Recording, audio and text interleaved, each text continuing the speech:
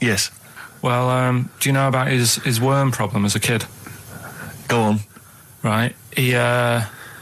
What I can remember is he had worms as a kid. Not sure how you get him. He never answered me. He was getting a bit touchy about it. Right. This is like the second time I met him. I think he was a bit annoyed that Ricky told me about his problem. What Yes. now? Straight away, you not being there, instinctively, what do you think went on with this story about worms? My suspicion is rather like when you told a group of people that Robin had once suckled milk from a cow's udder. Yeah. Did you mention that as well? Yeah. Yeah. My suspicion is that, like the cow story, the worm story is not true.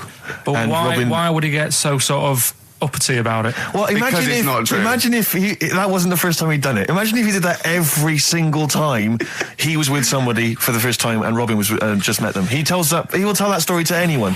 But they do say there's no smoke without fire. Oh, Robin! I also told him that the way Robin cured these worms was because the doctor told his mother, right, to hold a piece of ham or cheese near Robin's anus so the worms would come out for the food, and he believed it. I'll tell you why, though. I said to Robin used to sit on spam to try and get the worms out, and he believed it. But Steve, right, do you remember that story about 3 or 4 years ago where there was some bloke in the army? He went away to somewhere, Vietnam or whatever. He was messing about in the woods. Messing about in the woods? Shouldn't he have been fighting? Whatever. Yeah. Right, and he walked through some lake, and I think he cut his toe or something on something, and some worm of some sort crawled in the gash. Yeah. And it was in his body, and the doctor said, we've got to get this out of your body. So what they did was, they said, right, the thinnest part or something of your body that things can crawl through is on the top of your head. So they wrapped Where the skull is. So they wrapped some bacon. No, they didn't! They did. That's right. thing. Everyone... So he's gone in by the toe. So what we do is, I'll tell you what, that worm's probably heading straight for the head. We'll put a bit of bacon on it. The thinnest part of the body is the skull. Of course it's not the thinnest part of the body. It's where your brain case is, isn't it? It's the skull. There was a reason for it. And it was like they stuck some bacon on his head. And As ever, the vital piece of information, i.e. the reason, Karl seems to have forgotten. Because the worm was in his body, and they said everyone likes the smell of bacon.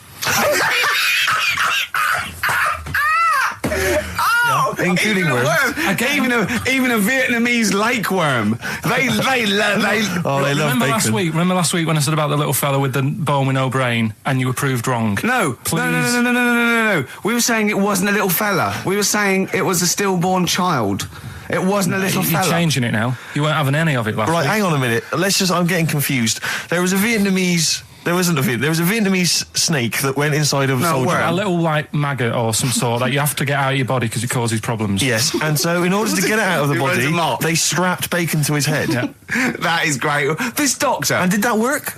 I think so. They had a picture of him smiling. Oh, God, what, the worm or the bloke? The bloke. Oh, dear. Honestly, I hope someone knows the story. And it was about 3 years ago, I reckon. Okay. And, it did work. G.I. Bacon. So this is why I went... So what, the worm burrowed out of his head to get the bacon? Get to the bacon. Right. That's great. So this is why when Robin was telling his story, I was a little bit disappointed if it wasn't true. Right. Because in a way... You know Robin's never been to Vietnam. No, but what do you really think that Robin... Well, as Robin said at the time, Karl, why would I sit on ham, then tell Ricky Gervais? It's a very good point. Because if he was a kid, you do daft things like that as a kid. Right. He is the telling Ricky Gervais, though. Yeah. And then, bless him. Okay. And then anyway, Robin left, and I tried to chase him, but he got away. He knows. And then we had a few pints, and then Karl embarked on some of the greatest stories ever told. Can you tell the story about your dad?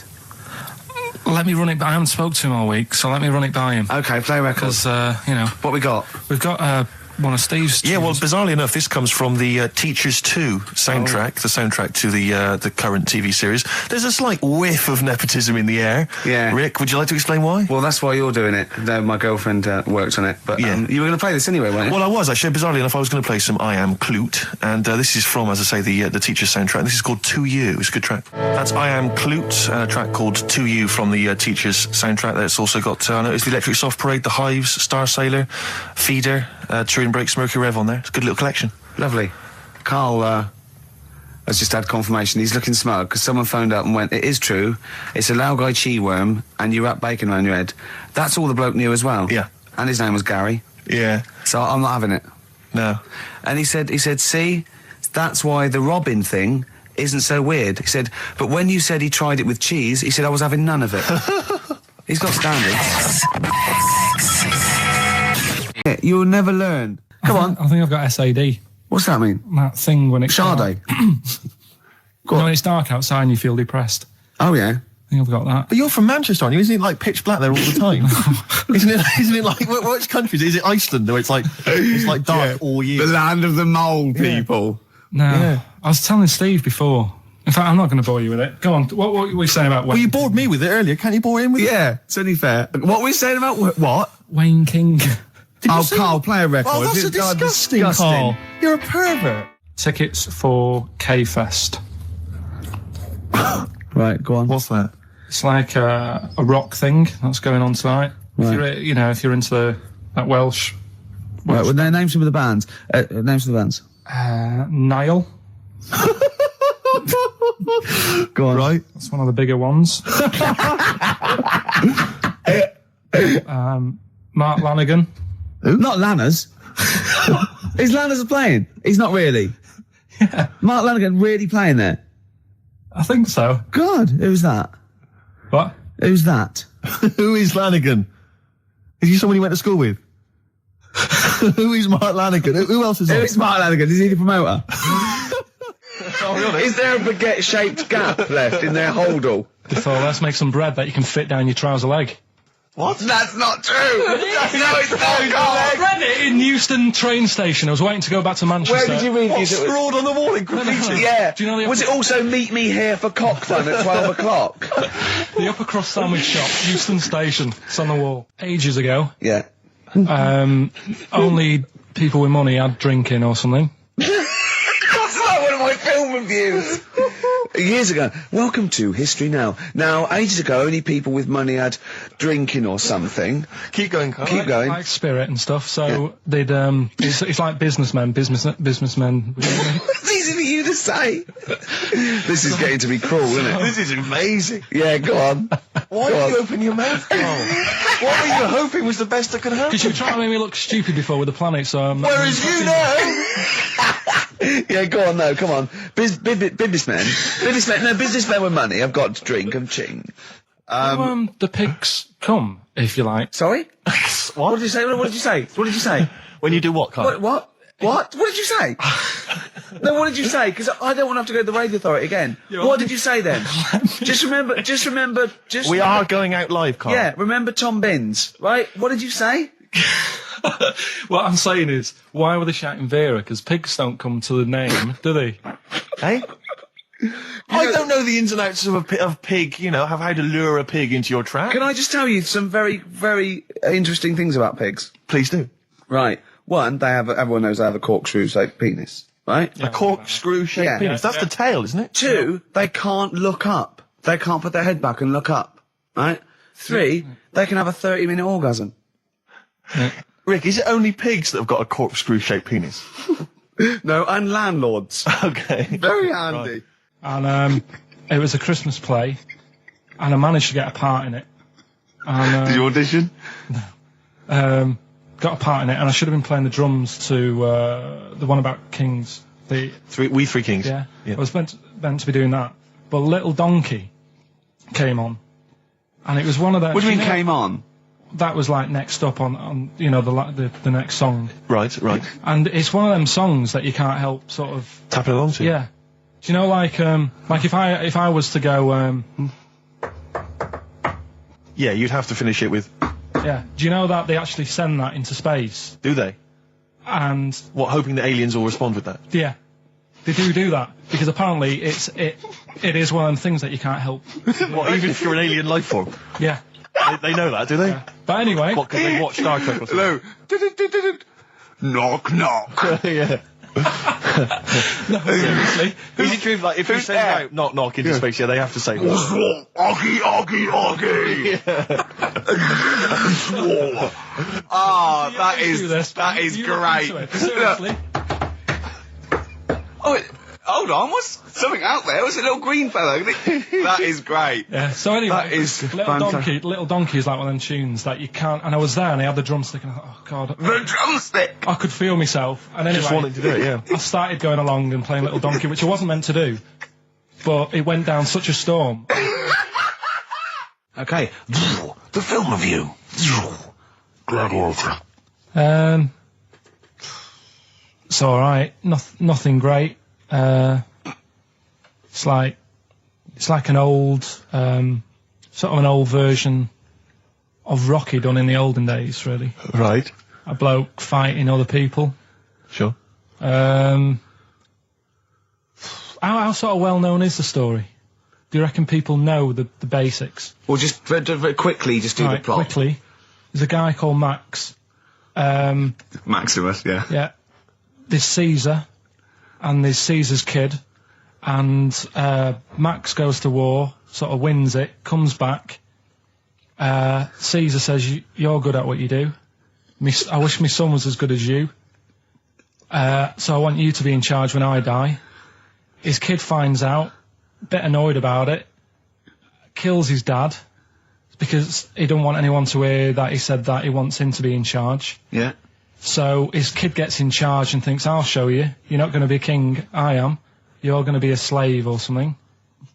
And then, next thing you see is... Sorry, can I just stop there? My only thought is the film's 3 hours long, so maybe we shouldn't go through the whole plot. We've done the first 10 minutes, but go on. So, yeah, he's a slave and then... Yeah, but then, that was an interesting bit that I thought, right? I mean, I was watching this with a girlfriend, she was already annoyed because she wanted to watch Friends on E4. Okay.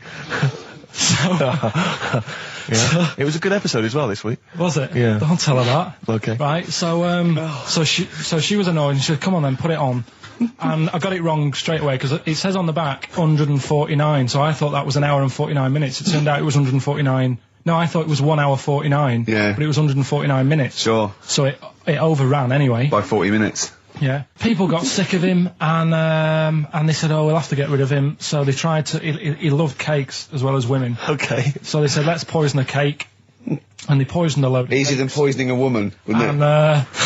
And he ate these cakes and it just didn't kill him. And they were like, God, what's going on? And they kept giving him more and more cakes. And he was suspicious. and that didn't work. So the fella said, that's it, I'm going to shoot him. So... They were like, I'd be there sort of punching people in the arm.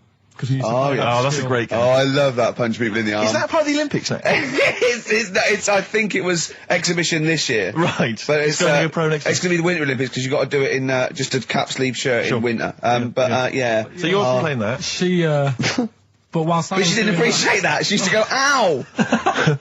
No, I always think whilst I was doing that, they were like the Charlie's Angels and they'd be sorting out a mission somewhere. Because they were really like, there was something about them that you thought, they're special. They were private detectives. What do it work for a man they never see? I don't know if you saw it. What did you make of Posh Spice's Warts and All documentary? Yeah, I saw a bit of it. What did you make of it? I mean, people are slagging them off, aren't they? Saying, she's daft and that, but... Don't make you. She's... I think they're all right, honestly. Yeah, she's all right. I mean, I think David's really a decent bloke. Sure. Tell us the story. What have you learned? Do you want to ask some questions? No, not really. Just sum it up in a minute. What do you think? Can't do it in a minute. Well, can I ask some questions then? Where was he born? Austria. Tell us about his early life. Right, he was a young lad. Brilliant. What in his early life? Okay. Yeah. What's her name? His mum was his dad's second cousin, which is a bit weird. Yeah. That is weird. They had 5 kids. He's going, it's usually first cousin where I come from. Oh, that's unfair, isn't it? There's no need for that. No, what do you do in your leisure time? I like, going out for food and that. Right. Foraging. What do you mean going out for food? They come have a little hole and go hunting. Yeah. This is Karl. He's hungry. He knows he has to get to the greasy spoon by 11. Wow. Many of Karl's close friends have never made it across this road. There was a zebra crossing installed just for the safety of Karl. Beep, beep, beep, beep, beep, beep, beep, beep, beep. Can I have a bacon butty? And Karl is enjoying his... Wow, but he has to get back. His girlfriend's asked for one as well. She's home with a PlayStation 2. Wow. Oh. We just had a call from someone saying his company would sponsor Karl, right, to be raised by all these balloons if he could have a walk-on part in the office. And we immediately went, we're worried about that sort of thing. You can't really promise that artistic, And I was worried about the legality of it as well. How can you promise someone that for personal gain that's a private and all that sort of stuff, right? And I went, I don't know. And anyway, put the phone down to him and Karl went... I love the fact you're more effing worried about that than me being raised 30 feet in the effing air. You started getting scared, did you? Are you worried about it? We're talking about embarrassing stories and stuff, and I don't know if I've told this on the radio before. Have I told you, Karl? I'm not sure. But this was when I was working at the BBC. This is not even long ago, and I've moved to London, and I was fairly new in London. And I was working at the BBC, and I had this BBC hire car, and I've never told it. If there's anyone listening who works for the BBC, I don't know if I can still get in trouble for it. But this BBC hire car, and it was like I'd been ferrying kind of actors and people and production people around all day in this car. And I was driving back, it was quite late, it was about sort of 7 or 8, and I was driving back, and I pulled in to get some petrol to fill up the car every day. And I went into this garage to fill up some petrol, and I was there, and these two blokes came in a white van, right? They pulled into the forecourt, and I was filling up the car, and they went, "Hey, do you want to buy a couple of speakers?" And I said, "Yes, I do." Yeah. Because, to tell you the reason, it was like I was so flattered that they thought I'd be the kind of bloke who would, A, need some kind of classy speakers, and B, would like to buy them on the sly. Do you know what I mean? Yeah. I thought, they like the They've fact seen me. They've seen I look a bit of a hustler. Exactly. Yeah. I'm a street sort of guy. You can see by the way I use my walk. Exactly. Yeah. So I couldn't believe my luck. So they drove behind the garage, the little sort of garage bit at the back, and I went round there, sort of casually went round there, sort of locked the car, went round there. They went, open the back. You had 2 speakers in there. I said, "Are you sure these aren't knocked off, mate?" He went, No. We work for Dixon's. This is the story he spun me. We work for Dixon's, right? And we're delivery men. And if we make a delivery and the person's not there to sign for the goods, then we have to bring them back to the warehouse. But if we can sell them on the way back, then that's really good for Dixon's. Dixon's must love that. And instead of thinking, are you sure some kind of troubleshooter didn't... I mean, did someone going to go into Dixon's and go, you're not getting in the garage forecourt market? Jones. Exactly. Get a couple of lads in a white van. Exactly. Yeah. So anyway, so I sort of bought this story, and I was a little bit dubious, and I went, right, let me hear them then. And he wired them up to the car stereo, and boom, boom, boom, they're playing. So it was some groovy hip-hop. I was thinking, great, these guys know what I'm into. Yeah. And he's giving me the talk and stuff. And I said, I'm a bit worried these are knocked off. He went, no, listen, we got a bloke at Dixon's who can confirm this is fine, right? Phone him up, use my mobile, right? And quote this reference number, right? So I phone out, and I goes, I go, hi, some guys here in a garage forecourt trying to sell me some speakers. Just wanted to check. He went, it's fine. I went, should I just read the reference number or whatever? He went, if you want. And X14, and I'm like, yes, fine. Yeah. Okay. You know what that was, don't you? That was actually Mr. Dixon himself. Exactly. Yeah. Exactly. So I'm thinking, well, they sound great. They're giving me for a knockdown price. I'd say they were like 400 quid. They were like 200 quid or something. It was a good bargain. I was in the market for some speakers as well. Yeah. So while they were loading it's them all kosher. I phoned Dixon. Exactly. I phoned Dixon's. That's fine. Yeah. So while they're loading them in the back of the BBC hire car, right, I'm in there paying for the petrol, right, and the guy who's serving goes, all right. He goes, what were you doing around the back with those blokes? Right? Because obviously there's security cameras filming this whole transaction, right? And he goes, what are you doing around the back? And I went, brilliantly, there's some old mates. Some of my mates were just having a chat and that. He went, oh, right, okay, like giving me obviously the evil eye. So I went back to the van. So I'm in the car now, and I'm driving with one of the blokes who's in the van with me because I didn't have the money on me. So I had to go to the cash point to get the cash, right? So I'm driving with him, and the other guy's following me in the van, and he was like a northerner like you, and he's giving it all the, all right, I tell him, my girlfriend's a DJ, she's got some of these speakers, they're fantastic, and he's giving me this. And then my mind starts working. Now that I've got a bit of time to think, I'm thinking, wait a minute, this all sounds a bit dodgy. Yeah. It dawned on me, Rick. You know, fool, are you? You're streetwise. Exactly. streetwise, Steve. Not only that, I was thinking, how am I going to get them home? I've got to drop the car off at the BBC. How am I going to get these huge speakers back to where I live? And how can I pay for them? Because I've just spent £100 on Find the Lady with a couple of blokes in the square. It seemed like a fair game. Some of his friends were winning. But so I explained to him, I said, I can't get them back to like Brixton where I was living at the time. He went, don't worry, give us an extra 20 quid, we'll take them home for you. Oh, that's good. Deliberate. They do a whole service, you see. And there's also a backup guarantee. Did they have the guarantee, the 3-month guarantee? They didn't. No. But I said, I'm not sure about that. He went, well, why don't you put them in a cab, send them back, and your housemates can collect it? I was like, oh, no, there'd be no one in. And I was beginning to sort of get a bit conscious of, like, maybe this was a bit of a scam, after all. So I pulled into, like, a little side road. I said, I'm not sure I'm into this now, actually. He went, what are you talking about? It's 200 quid for a pair of speakers. It's a bargain. You never get a bargain like this, mate. I'm going, not too sure, actually. I don't think I want them. He went, 150 quid, mate. 150 quid. I went, no. He's 100 quid now to you. And I'm thinking, wait a minute, this doesn't sound like the kind of work that Dixons would be doing. Dixons don't do that when I go in. This is it. Dixons never negotiate in that way. When I go there, look around and I leave, they go, where are you going? Exactly. I go, we'll have anything then. Have anything for a So quid. I stopped the car and the white van pulled up behind me with his mates in. Sure. And I said, can you get them out? I'm not interested. And he went, 100 quid, mate. Oh, and he was just going, you tosser, you obviously want some speakers. And he was having a go at me. So I was carrying the speakers out and putting them back in the white van. And he was just shouting at me. He was going, 70 quid. I was like, 70 quid from 200? This is ludicrous. You realise that wasn't Dixon's policy then. Exactly. They don't usually shout, you tosser, as you leave the, leave the shop and walk down Camden High Street. They're not usually shouting, you tosser. You should have took the offer of, like, the monthly payments they've got on at the moment. So I eventually put them in there, and I sort of knocked the deal on the head. And I got back in my car, and they were in theirs. And I just looked in the rearview mirror, and they were punching the dashboard like with aggression and venom, like we let that deal slip through our fingers. And I've never been so terrified in my life. I just sat there, and I was just thinking, oh my god! All I was thinking now is, what if I go back to the BBC and they go, we've had a call from the police. The man at the garage, he saw you doing a dodgy deal. I love it. Yeah. Well, what you do is you put the hire car in a drain in your front garden, and then go in and out of the toilet, just pouring bleach down or Ajax, and they never know. You spotted the Christmas theme. Yeah. Carl's not really in a festive mood, but I can't imagine Christmas is your time of year, is it, Karl? Well, I'm not sure any time of the year is, really. I liked it when I was about... I think when I was about 7, I enjoyed it. Was that the one? Was that the year, the big year for you? You get loads of stuff, you don't have to worry about anyone else, but once you've, like, got a job... What did you get when were you doing your paper round? How old were you then? I was about 13, 14. Well, that was then you were a man, weren't you? I had to buy stuff. Oh. But you're still not You're quite a selfish man, aren't you? I didn't realise this. No, it's just that Christmas... And that's coming from him, Karl. My dad always said... Oh, right, steady on. Dad said Christmas morning was for, like...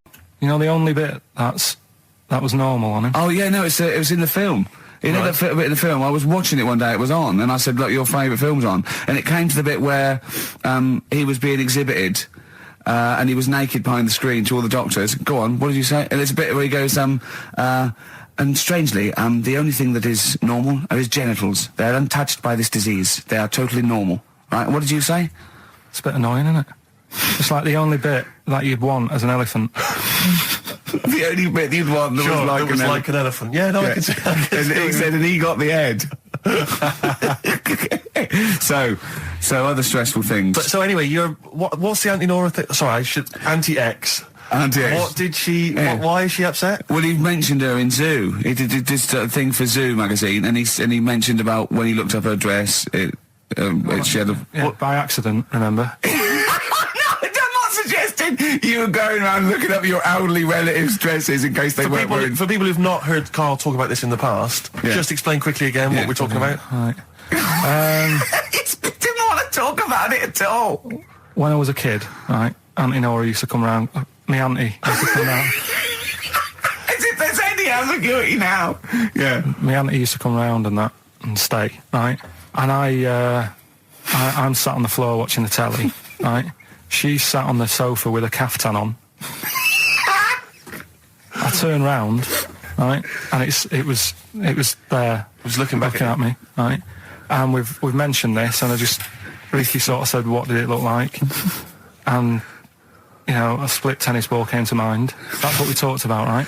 So anyway, Zoo magazine, when they did the interview, and she's the one that used to put a valance on everything, isn't it? Well, not everything, obviously. So anyway, so I've done this. So you did interview in Zoo? Yeah, and like they said, you know, it was like, you know, do you plan stuff and do you worry about stuff when, after you've done the show, you're worried you've upset anyone? And, you know, I was saying, really, I forget people are listening. And, you know, we're just having a chat with mates and that. I said, but now and again, I do worry when I'm on my way home from the show and that, and I'm thinking about what we've talked about. And I was saying, you know, the anti-Nora incident. Yeah. Incident? Like Watergate? Yeah. And anyway, so this was in there, right? And I was saying in the magazine, you know, but I think I got away with it. She doesn't listen to the show, but, you know, and I don't think she reads Zoo magazine, so... She's more of a nuts woman. Sure, yeah. So, anyway, so my mum called up the other week, right, and she goes, wish she wouldn't, you know, talk about Nora and that. And I was like, oh, so how do you know about that? She goes, well, one of your cousins have called us up and said they've read the article about it. So yeah, that's why we don't want to talk about it, really. So he stitched you up. Oh. So do you know what Auntie X has made of this? Do you know if she was upset or not? Well, she doesn't know about it. Because I mean, maybe she's always thought it looked like a split tennis ball. Maybe you're just in sync, you know, because you're relatives and stuff. Maybe she knew instantly. Even if you hadn't named her, she'd have thought, hang on, I farted for 5 minutes once. Yeah, that's not going to be ambiguous, well is it? Be me. If you hear sort of like someone who farted for 5 minutes and's got found like a split tennis ball, you're going to go, I wonder if he means me. Yeah. You're going to remember that. Auntie Jackie. It could be Auntie Jackie. Oh, God. Chumbawamba. Well, you know, what kind of... Uneasy listening. Yes! I bet it was from the Chumbas. Are they still cracking on? Are they? Because they used to live in a squat. They've done about 400 albums, them and the Levellers. Yeah. Who's the best, Chumbawamba or the Levellers? So, good question. Thanks for asking that. Yeah. What's the telephone number, Claire? It's 08700 800 1234. Or you can email ricky.gervais@xfm.co.uk. Worst album titles ever. It's like real radio, It's just like Chris Moyles. It is, isn't it? Exactly. Oh. You've got the big fat guys on the telly. Yeah. You know, and his kind of cheeky sidekick. Am I Comedy Dave? You're almost as funny as Moyles. Fingers crossed one day. The weather episode, Snoop Dogg, Dr. Dre, Crowdhouse, I love that. Enjoyable. That works for me, Steve. Yeah, what do you think? No, it was nice. Well, she started off all right. Should we give it one more go? I think a round of applause for Claire. Yeah, that's brilliant. No, that's excellent, that. I love that. Rick, the phone... Oh, it's just gone. No, I tell you, the phone board had lit up there, Really? There was a call buzzing through on call. A call came through? A call came through on line 1, yeah. and Sturgis missed it. Carl would never have missed that. He knows how valuable they are. I'm sorry. Yeah. That was probably someone with an amusing album title. No, I did get one, Steve. I did get one. Do you want to hear it? Yeah, go on. Okay, this is from Al, who says, what about this? H to H-E, who am the only one. Sorry, H to H-E. H-E. Who am the only one. I don't know what it means. No. Van de Graaff generator. Oh, well, no wonder. That's the thing that one of those things at the museum that you wind up and you touch and it makes your hair stand on end. Yeah. That's the scientific thing, isn't it? Sure. I've given up, Steve. Yeah, no, Do you know, that didn't really make me laugh either. I'll be honest, I'm thinking that the whole kind of amusing album titles thing we should abandon. I thought that as I said it. To be honest with you, I thought it was easier than this. I mean, Chris Moyles makes it work, that kind of crazy comedy let's try radio magic, but obviously and I don't think our listeners are into that stuff. I just don't think they can be bothered to get to the phone. I don't think a lot of them are able. I think a lot of them are, you know, Do you remember when we spent about 3 hours trying to get to through to the Chris Moyles show? Vaguely, yeah. What was He was doing this competition, and it was song titles with golf, about golf. Like, so we go like Drive, the Cars, and that. And I was getting so excited. I wanted to phone up and go, Duran, golfy, golf. And I just thought, it might have lasted, oh God, it probably cost me about 30 quid just to ruin Chris Moyles' competition. Yeah. That was a long time ago. Yeah, those were the days when we realised, you know, he was a great talent and one to watch. Yeah. Before we'd enjoyed his new TV show. But, anyway. Yeah. Let's not. No, that's cheap. It's cheap. Yeah. Anyway, what should we talk about now then? Because that all went well. No, I mean, that's 20 minutes. That's 20 minutes done. Fantastic. And we've nailed amusing album titles. We've done that. That's fine. So we need a new gimmick now. I'll tell you what. You know, You got something. wait. You know when You go out, you take an umbrella out. leave the right? house, you've got an umbrella. You go to bed, right? Yeah. And it's a really sunny day. Yeah. And then you come out and you go, I wish I hadn't bothered with that because it's in the way. But then, right, imagine when you go out, right? It's raining. No. You go out without an umbrella. Okay. And then it rains.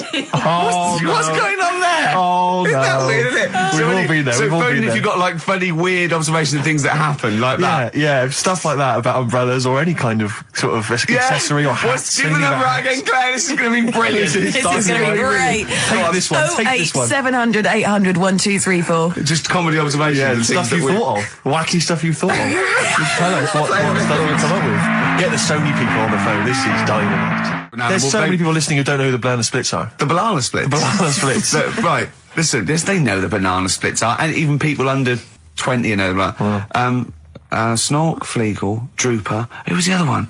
If you can remember the name of that. What's the number? Because I actually want to know this. This is what radio's for. When I can't think of something, they tell me. Yeah. So It's which one have you got? 08700 800 1234. Drooper and Snork. I've no idea. God. Fleagle, Drooper and Snork. Drooper and Snork. Fleagle. Bingo! Nice. Well done. Don't bother calling. Sorry. That particular tragedy or that has been avoided. Bingo. I don't know what The bingo moment's looks passed. like. Yeah. There was one. Anyway. There was one that had sewn up eyes. Drooper, I think. Sorry, go on. No, anyway, my point was this. Go on. Pink. I can't be bothered. No, really? I can't be bothered. I think we can play that new one by Pink. You 'cause it's cannot sort of play like, Pink. Why? Because it's too poppy. They just won't allow Pink on XFM. They what? They will not allow Pink on XFM. They what? Wait a minute, that's red rag to a bull. I've always been a red Someone's telling you that you can't do something. That's crazy. Right, let's also get the new Justin Timberlake single. I tell you Thing what. is, Ricky, you're going to have to nip down and have a word with Foxy, because we haven't got it up here. Really? Yeah. I mean, I'd he'll love have to. it. Can't but- you call someone at Capital Radio? Well, you know, What's that one, what's that one by Busted? That's what I go to school for. What about Abs? Dynamite. Abs, the new one from Abs. Dynamite. Yeah. Well, play a record and we'll discuss this Pink thing. Would you want a bit of Cat? Oh, Cat Stevens. Yeah, Yeah, bit of Cat's that. Full of Four. This is Sittings. Lovely. Piano and everything, isn't it? Oh, this was the tune we were originally going to use as the theme music for TV's The Office. That starts Yeah. again on Monday, I think. It's 1 o'clock. Just play it.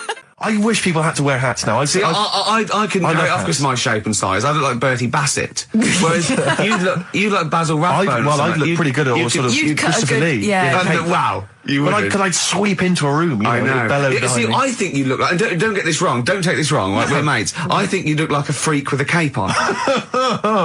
Okay. So- all right. Well, And at which point would you take it one step further and add the Deerstalker, you know, and go the whole Sherlock Holmes so route? I'd have the cape, the pipe, the deerstalker, and Yeah. I'd solve crimes. It looked great. It looked like some sort You of... could be my fat companion.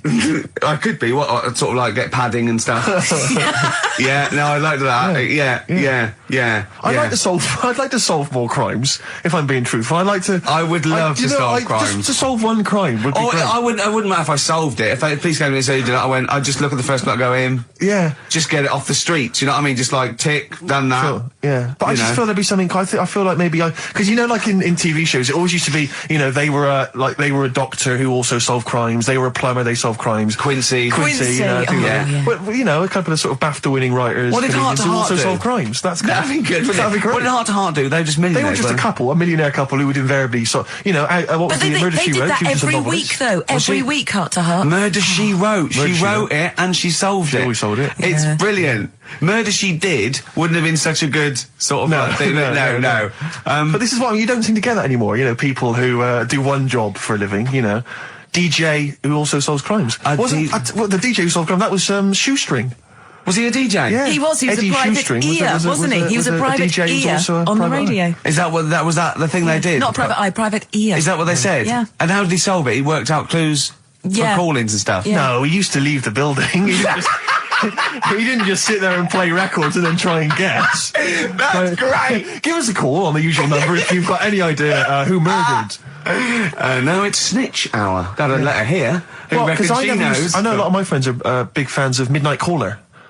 Do you remember Midnight Caller? Was he a DJ who solved crimes? Yeah, it was one of those late night things in America, wasn't it? But was he a DJ? He solved crimes, didn't he? I don't know if he'd solved crimes or just solved... If you've ever solved a crime, email solved us. puzzles. he had one of those puzzler books. Weren't you on the front cover of Puzzler once? One of those things you get. Weren't you? Puzzler. Were you? Was I?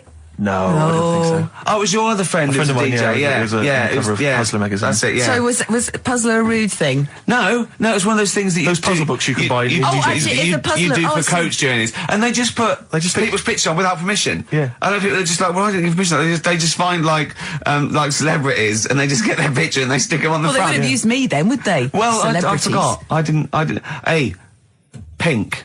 Should we play Pink? Yeah. Oh, man. I don't live by the rules. Be on your head. Here we go. That was the Strokes, and kids are mental. Yeah. That was No, you're all right. No, shut up. No, the thing is, I think if we'd introduced that as just, and we didn't mention who it was, and we just said this is the new one from one of those trendy new bands, you know, the Boomtown Rats. then I'm sure these listeners would have happily accepted it. But as it was, they knew it was Pink, and the phone lines have gone crazy. We had upwards of 2 calls.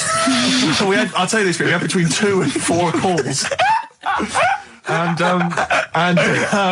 they've not enjoyed it. Why do we do this show? We don't enjoyed need to do this show. Because you love us. We could be on Radio 1. Oh, man, I love we it. could be on Radio 2, probably. Yeah. I don't know. Virgin, I think, called once. Ages Someone ago. just emailed, they just said, Pink sounds like Run for the Sun by Bucks Fizz. I can see what they're thinking. What do they want then? Well, yes. Okay, what's the phone number again? You know what people are like. I never understand who phones a radio. Who tries? It took us like 2 hours to fail to get through to Chris Moyles. People will phone radio stations. Can you please play the new one by The Strokes? You just buy it, or you'll have the album. Why have you got to hear it on the radio? What difference does that make? Some guy talks at the end and the beginning of it, partially ruins the song. I can't understand who phones up for a request. We're really alienating our listeners now, aren't we? Nice We don't care what you think, go and buy it. We're going to play what we want and we don't care. Yeah. I mean, we're not being particularly funny or interesting. We haven't even got that to fall back on. I'll tell you what it is, Rick, arrogance. Laziness. When you've got a hit TV show on your hand and you've won the awards and you're making the kind of money that you are at those massive corporate gigs, where they're paying you thousands of pounds to turn up for 10 minutes. You don't need this. I mean, Steve, don't you get that then? I'm afraid I don't, Claire. We carved it up early on that Steve would not be making the sort of money that I would. Yes. And he shook on that. That was written contractually. Yeah. So I think. So you did shake on that? Oh, yeah. yes. It would be horrible to go back. I don't think he realised quite the difference. Yeah. But the huge success. I don't think he'd want me to Welsh on it. Right. I don't think he'd be happy with himself if I gave him any. I couldn't live with myself if you gave me some of that cash. Well, what should we play then? Should we play some Should Can we play just the save Strokes it or by something? playing the Strokes? Go on then. That's it. Oh, thank God for that. There's an email here from Davey Look, it's Monroe. lit up. No, wait a minute. Look at that. Oh my God! They've gone mad. Answer it. Put them live. Oh. They might know the answer. Hang on. We'll give them some. We'll give them some CD. How do you put it live? Why do you figure that out? Let me just read this email. Go on. If you're having to play, it says here, if you're having to play extra ad breaks and 8-minute long songs, it just goes to show who provides all the material for that radio show of yours. Did Karl secretly write The Office as well? And I think to myself, it's like, what do you want from us? Just see if someone's on the The phone. most incredible rock and roll tunes ever laid down on vinyl, and you're whinging. I know. Because you'd rather have our inane banter. What kind of a person are No, you? they'd rather have Karl's inane banter. clearly. Don't big your roll up. They don't want us at all, Steve. I've just had a phone call from a very nice girl saying, "Where's Karl?" I said, "Well, he's back next week. What's wrong with me?" She went, "No, you're lovely, Claire." She, but Karl calms the other two down. Sure, Really? sure. Can we just see if someone's on the phone? Is Yeah, go anyone on then. there? we got? Right, what are we going to give them? We're going to give them some got nothing. CDs or We're something. running on Well, it. take the name. Right. Anyone there? Hello? Hello? Oh, God, there's someone there. Oh, I've got to put my headphones on. Oh, hang on. What was the lyric again? Stay Rick? there, please. All right. It's on America's tortured brow that Mickey Mouse has grown up a cow. Life on Mars. David. Life on Mars, David Bowie. It's easy as that. Hey. What's your name? It's John Ball. John Ball. John, I'll be honest with you, we got nothing. We got nothing to give you. It's not good enough. No, we'll get him some. We'll give him an office CD. It doesn't. and We can't keep doing that, Rick. It's We've got pathetic. nothing else. Yes, They you can. don't give us anything, do they? They don't. It's a wonder we get into the building. No one's know, around I know. on Saturdays. No one cares. Office DVD. Yeah, What would you really like, though, if you could have anything? Yeah, Office DVD. See? There you enough, go. fair Brilliant. Okay. Stay on the line, mate, and I'll get you details, okay? Excellent. That was a competition. That was like real radio. Well done. It was like real radio. Now we've got to play David Bowie, haven't we? That's what they Calm do. down, Rick, I can see what you no, mean. but Foxy would have it Well, lined up. Rick, you're going to have a heart attack. Am I? Live on air. I mean, Yeah. it'll be dramatic radio, and that's Sony Award winning. I know that. I seem to remember when Tony Blackburn had his breakdown on there. I think did he win awards for that? I mean, it was pretty impressive stuff. It was pretty intense. Yeah, what breakdown award? Have a breakdown. Yeah, Excellent. This year's best breakdown on radio. Tony Blackburn. Yeah, but or Tessa, marry me. Yeah, it was something like that, wasn't it? Yeah. He played the same song again and again and again. Must have been fascinating radio. That sounds like Capital Now. Oh, satire. High five. Nice We've done there. Oh, well done. Well done. Are we owned by Capital? You've got, remember what happened last time? Sure. And now Richard Park, who owned Capital, he's the Grandmaster. What? The Grandmaster? He's a grandfather. No, he's a headmaster of Fame Academy. Oh, is he? Yeah. Okay, let's play a record now, because you have to lie down, because you're just getting so worked up and now. I can tell when there's an excitement and enthusiasm, and sweat, beads of sweat run down Well, your it started off so badly, we had nothing, but then I did a competition, gave away some things. You've got an email that really annoyed you, haven't you? Well, we can talk about that later. Yeah. But yeah, whenever I see beads of sweat, I know, because that's not the Ricky Gervais I know. Okay. It worries me. You never work yourself up into any kind of sweat. Okay, so let's play. We're going so well, aren't we? What about a bit of Beck? Let's play a lovely bit of Beck, just to chill everything out, just calm everything down. Yeah. All right. Yeah. All right, relax. Yeah. Okay, Yeah. there you are, you Yeah. see, he's gone. Yeah. Yeah. Tell them about that email you just got. this guy- Right, I got to tell I nearly said the fans! People who happen to be listening to XFM waiting for the person after us. Who's on next? Natasha's not with the football show. Right, Steve was genuinely annoyed. I laughed, right? Steve is genuinely annoyed. He doesn't like rudeness or people insulting him from a distance. I'm not sure I can find it. Oh, what was it? Oh, you got to find it. Well, hang on, let me, Oh, hang on. This is good radio as well. The sound of a mouse clicking in the distance. Well, I'll just keep talking. I'll just keep talking. You can come up with some magic. What was Scooby-Doo on about? A talking dog? That's a bit weird, isn't it? What is that? And then, right, what was that? Wacky Races. I don't know if... wait a minute. So why did they run, the cavemen, if they... the car? I've got it. I've got it. Right. Okay, this is an email. This is an email that was sent through. Right.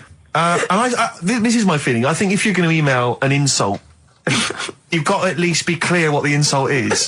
You can't make me do the work. You can't make me try and guess or figure out. No, it's like sending someone hate mail and they have to pay postage. Yeah, exactly. You go, well, if you're going to... Exactly. Or making an obscene phone call, but collect. The postman charges you 25p before he hands you a letter bomb. Yeah. Go on. It says, Merchant. It opens with Merchant. Who are you, call sad, exclamation mark. At least my mother still don't cut my hair.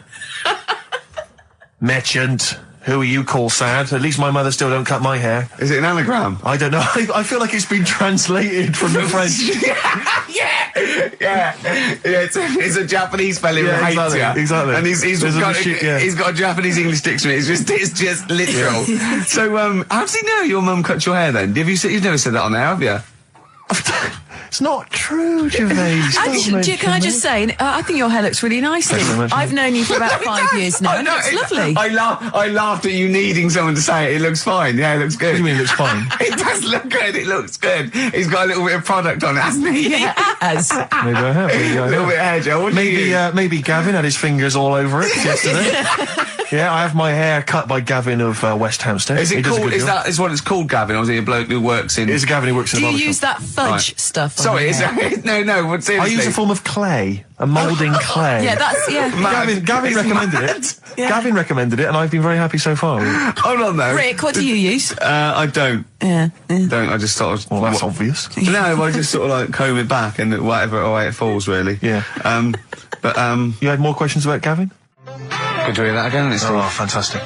Waiting on a Friend by the Rolling Stones. Yeah? Go on then, Karl. On XFM 104.9, Ricky Gervais, Steve Merchant, Karl Pilkington. Go on. Right, this one. Remember Blockbusters? Uh-huh. Right, this one is good, and we'll do this one. Rockbusters. And remember how Bob Holness used to give you a letter? Yeah. And it'd give you a question, and the answer to that question is that letter. Yes. Right, well, it works like that. So if I said to you, we'll test it out on you, Steve, right? And the results of We ain't got a winner for the first time. Yes, we have. We've got done this loads. feature We've got loads of winners. No, we haven't. We've done this feature for 3 weeks. This is the first time I've managed to sort of... Well, let's go through them then. What have they got wrong? The first one. The first one. What was the clue? Well, hang on. Let's do them in reverse order for a second. So what's the last one? The last one, the clue was that bloke does sport on the telly and he's got a little kid. What's that? That's Destiny's Child. Des, who does ITV Sport, that's has got terrible, a Tiny's man. Child, right? No, that's fine. They got that. Okay, Destiny's Child. What's the middle one? Right, the middle one. Right.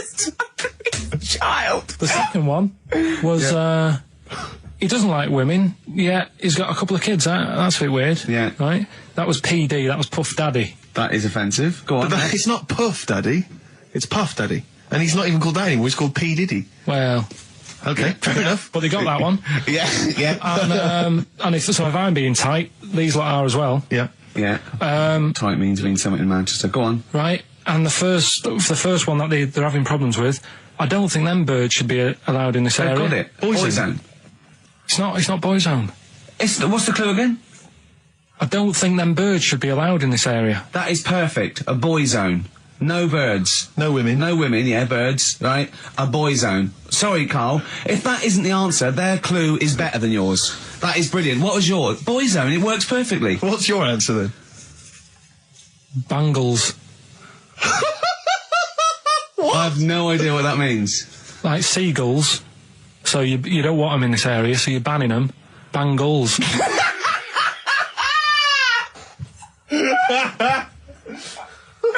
Oh! Well, give it to Boyzone, because Boyzone's better.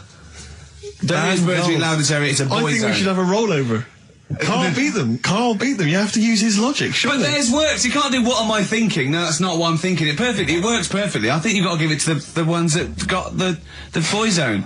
Well, how about, right, because they didn't actually get into my head and my way of thinking, heaven right? forbid. How about we just keep back the David Attenborough and they can have, I'll chuck in the Hellraiser, right? Okay. And Blondie album and the Madness one. Okay, pick a winner at random. Pick a winner, Steve. I'm going to give it to Paul Sloman, who got those answers, and he also says, P.S. Carl, you're a moron. So I'm giving that to Paul, and good luck to him. Right, well, he's got a crazy night tonight. If we can rush these over to him, he's got a cracking Saturday night. Well, if I'm a moron, I might get your address wrong when I send them to you. Well, you and your father have probably come across this sort of dilemma in the past, and I'd be interested to know what your take is on it. Let me see, this is from Lee Matthews by the look of it. He says, he lives in a suburban area where the local teenagers also live on the same road, and they're running riot. They're smashing wing mirrors off the cars, they're crashing into parked cars on their skateboards, and they're just generally making mayhem, night and day. What can he do to stop this going on? The parents of the kids don't seem to give a damn. Anyone who complains to them, they just say, oh, piss off. The police are useless because they never catch them in the actual act of violence, which is what they got to do to apparently convict them. So they don't know who to turn to, really. It's rather like when a little old lady went and got the A-team, and he was dressed as an elderly Chinaman. Exactly. She knew who he was. Colonel Decker didn't have a clue. Yeah. You see, it's weird because now it has got out of hand. Sure. Do you know what I mean? Like years ago when I was growing up on the estate, you had problems, but not like you have now. Do you know what I mean? Summers were nice as well, weren't they? Well, right. And police are getting shorter and younger. But you yourself kind of admitted in the past that you were something of a tearaway. You didn't do anything like these kids here. The thing is, I was scared that if I got caught doing it, my dad would go mad. Yes. And I remember smashing a car window by accident and legging it in the lounge and sort of pretending to go asleep on the settee. Right? Genius. And I heard a knock at the door. He chloroformed himself just to be unconscious when his dad came home. And there was a knock on the door, and I thought, oh God, this is a fella who saw me. I was chucking a stone in the air, seeing how high I could throw it. Of course you were. Did it keep landing on your head? That would explain a lot. And it came down. Chucking a stone in the air, love it. To see how far I could throw it. Brilliant. So, I wasn't bothering anyone. Did you invent that game? Right, Did you get the stone for your birthday? Go and play with your stone. He gave one to Suzanne. Carl, go and play with your stone.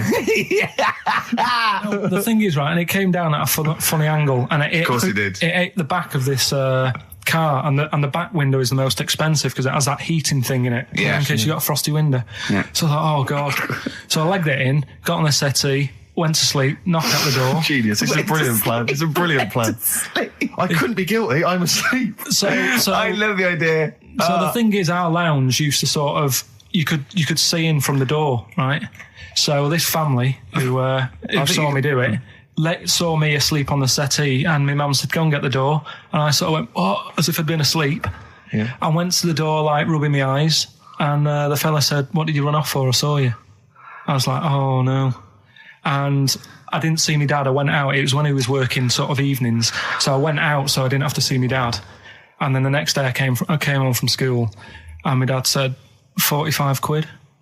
Oof. That's all he said. That's all he He looked at me. And then you fell asleep and he went, wake up. You know what I said? No, 45 quid. Now, the thing Carl. is, he didn't have to do anything. £45, Carl. Now, I know you were saving up for a brick, but you can't have it. Yeah. Just equally, if you're doing a bigger crime, a bank job or a murder. Remember to take the stocking off your head, because if they wake you up and go, why have you got a stocking on your head? Just go, oh, I had a weird dream.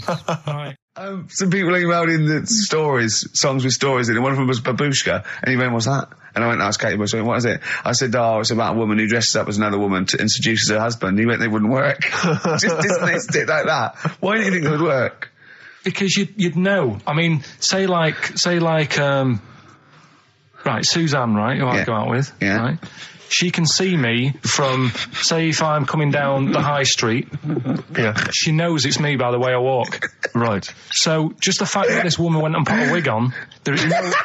You haven't even heard the song! I know, but you're saying that she put a disguise on and he's like, oh, I fancy her, and he takes her out and he doesn't know it's his missus. You're not buying it. I mean, I'm controlling this. Whereas the flea with your brain going to Glasgow, perfect sense. Yeah, Babushka, rubbish. Carl, can we have the tomato story after the next tune? Yeah. Bit of Coldplay. Yeah, love it. Yeah. Nice. Well, it's supposed to. I mean, of all the thing, I mean, it is horrible. We're not like having a go. This is what I always worry about when we play. But at the end of the day, that's what he's singing about. So we're not having a go. No. And it's not a real person. It doesn't really exist. I say again, it's a fictional person playing pinball and always getting a replay. Okay? This fella's saying that he's good at pinball, he's played from Surrey to Bromley, but there's this little deaf and blind kid. He can't believe it. He cannot believe it. If you had to lose something, Steve, right? It wouldn't be money. That's fair enough. Your sight or your ears. What? That's too much. I can't decide. That's too painful. Sight or your ears? What about you? Intuitively, it would be hearing, because I couldn't... No, I think it's got to be sight for me. Yeah. Well, you're always together, so that's all right. Anyway, listen, is it almost time? Well, I've got to ask Carl. I'm sorry, I've got to ask Carl. I'm sorry, go on. Carl, what would you rather be, deaf or blind? When does this question ever really come up? When the doctor goes, well, listen, you've got we can operate, we can either lose your eyes or your ears. It's up for you. This is never a decision that has to be made by anyone ever in life. But go on then, would you rather be blind or deaf? It depends where you live. So. I'm not even sure these are PC terms, blind and deaf, anymore. Would you rather use your sense of sight or sight of hearing? Depends where you live. What do you mean it depends where you live? Well, say if you lived in, like, a barren sort of, Africa or whatever, right? Now to sea, right? Sure. So you could lose your sight. Sure. But if you lived in a woman's locker room... Well, if you lived in... Quite noisy. Yeah, it's quite noisy. Stop banging that door. Yeah, I'll have my sight, lose my hearing. But if you live in, like, New York, loads to see, but a little bit noisy. Sure. So... Perfect. That is a brilliant answer. Unbelievable, once again. I said in the past to you, Rick, that my grandparents, so I love them dearly, but it's like for the last 30 years they've been waiting to die. I know. It's like they just sort of, it's like, the novelty wore off of life. Life in the 50s. Yeah, they got kind of bored of it. Life, in the 40s, it was brilliant. All sat around the old Joannas, the bombs fell, singing. They loved that. The 50s, that was great as well, because that was the post-war years. It was, it was a bit tight in the pocket, but it was all right. Everyone pulled together. And then the 60s came along, all the crazy music, the funny hair. Let's stay in bed. Exactly. They basically stayed in bed. And it was one Christmas when my grandmother said to my dad, what do you like for Christmas? What do you fancy for Christmas? And this must have been, I don't know, 20 years ago. She said, what do you fancy for Christmas, Ron? And he went, well, I could do with a nice big kind of warm winter overcoat. She said, don't worry about that. Don't worry about that, because your father will be dead soon. It's right, you can have his. Meaning my granddad. Well, to be honest with you, my father's still waiting which is good news. Good news for my grandfather. Less good news for my dad. Freezing. He's freezing. He's freezing. He finds out, how is he today? He's fine. Oh, okay. Oh, I'm freezing. It is such a weird mindset, that. I think it's that, to me, is what sums up people from that older generation, the 40s and 50s. And it seems to me that you've got that kind of mindset. It's like you were born in the 30s. And whenever you talk of your childhood, it's like you had like a baked potato to take to school. And a hoop and a stick is a Christmas The other thing is, I think that that sort of generation, it seems that the man is dependent on the woman. There's a total dependence. Oh, absolutely, If she dies, he's done. Yes. He's done for. It just pine away. If he dies, she's got 30 years of pottering. Absolutely, yeah. Do you know what I mean? Yeah, and going to, like, you know, the youth club and the church. I know what you mean, yeah. It's sort of like that. It's sad. Of course, it's sad for them, but it's not the end of their life. No, sure. And it sort of is the other way around. I don't know why that is. Yeah. It's terrible. That's a little melancholy thought for I know, Christmas I've really time. you brought it down, you've brought it down, I've brought it. This isn't a nice show at all, this is terrible. Well, We're going to have really people just killing themselves. What? Well, I didn't really want to make it a Christmassy type show because I don't really like it. Oh, he's done it again. Well, you did Christmas once, didn't like it. No, my dad always said... All right, steady on. Dad said Christmas morning was for, like, you know, for me. So he used to stay in bed. So he never... That's brilliant. That's a great thing to say, isn't it? Yeah. Christmas morning's for you. Run wild. Do what you want. Just don't bother me. I'm going to Honolulu for 2 weeks. That's great. Dad, it's Christmas. Do I have to do anything? No. So my mum used to get up because she used to like to see my face light up, you know, when I open my presents. And then... to give fireworks. And then I'd have to go to my bedroom from about 6 o'clock onwards because, like, my mum and dad were into having big Christmas parties and I wasn't, like, old enough to go. Right. So they'd say, right, you know, you've had your fun there, you go up to your bedroom, stay in there. Really? Yeah, I remember one year, right, I got a train set, that's what I wanted. Yeah. Right? It's brilliant. Playing with it all day. I thought, I don't mind about the party, I'm happy staying up here playing with this. Brother comes in, he's had a few, right? He's going, yeah, give us a go on your train. How old is he? He's a bit older than me, so he might have been like, let's see. Well, let him be 18. Probably about 18, 19, And how old something were like you? that. I had a train set, so I don't know, about 14. something like that. Yeah. Right, so I'm playing on that, loving it and stuff. And then he comes in and goes, oh, gives a go. He turns the transformer up to like 14. He went really fast for about 5 seconds, broke it, and then he went back downstairs. Wow. So Christmas, I hadn't even got to Sounds Christmas like Day. the Conservative government with British Rail. Satire, that is. Rick, I just thought that there's satire. If there's any satirical shows listening or it doesn't work in any way because there's the analogy falls down apart from there being a train. Think it through though. British Rail was trains, and the government broke the trains in many. Well, they didn't break them, like not officially breaking them, but they kind of. It does work. It's perfect. Oh, I'm very pleased with that. And I can't. And no one's asked him to be on. Have I got news for you? It's weird, isn't it? Because it's strange that when you've got a satirical mind that's as quick as that. Yeah. And he's broke your little train set. So what did you do? I just like watched telly and had some sausages. I bet you were happy with that though, weren't you? Oh, it's a bit annoying though, isn't it, when your main present of the year has been broke. And did it ever get it fixed? No, that was it. Put away. I'm intrigued why your parents wouldn't let you come and join in the festive fun. Was it like really debauched down there? Was it like eggnog everywhere? Well, no, but I mean, that's fair enough. 6 is a little bit early, but I just think, you know, if you're a kid, you know, he had his fun, put him to bed at 8 maybe. And you think so on Christmas Day? I thought that was a day for family. Well, not if there's a party going on. Well, don't have the party on the Christmas Day. Well, that's another option. Yeah. Your parents are weird, aren't they? A strange breed. Well, I think that was the year, right? You're talking about buying presents and stuff. I think I did treat my mum to... I didn't buy my dad anything. I think that was like when I got a bit older, I used to get my dad something because he wasn't that bothered anyway. No. So, got my mum. There was a cheap shop, right? Now, there's this lad who called Mark, right, who I used to go to school with, who used to call me that. And his mum, right, was like obsessed with cleaning. And I was never allowed in their flat. He makes the place look untidy. So she used to, I don't know if it was just me or all his mates, but I used to turn up and she goes, yeah, he is in, but you know what you've got to do? And I used to have to go round the side of his flat, and he had a computer, right, which I used to play. I didn't have one at that point, but he had one. And I used to have to go round the side of the flat and stand at his bedroom window with his window open, and I'd be sort of leaning in playing the game. You are joking. I'm not, his mum. You had the weirdest upbringing I've ever heard. The things you were willing to do. It's the strangest. What is this town like? No, I stopped going once Was I there got my always own. music? Like, there's the horse in the house there. Oh, look at these two kids with big heads and webbed feet. All right, Ronnie. All right, Reggie. What was it like? She was obsessed. It's like you've grown up in a cartoon made for children. Yeah. No, his mum was really obsessed with cleaning. Can I play it through his window? I used to... Mrs. Ramsbottom, can I play it through Mark's window? Aye, you know what you have to do. She used to be up till about 3 in the morning. Pilkington again. Have you washed your hands? What, up till 3 in the morning? She Washing? used to be up doing the tiles in the kitchen. Washing until 3 in the morning? It was at 3 in the morning. And for ages and ages, that saying that out on the tiles, I used to think that came from, like, his mum. Because she was out, like, cleaning them late. So, till I was about 13, I thought that saying, out late, on the tiles, Yeah. was... And now you're not confused by anything.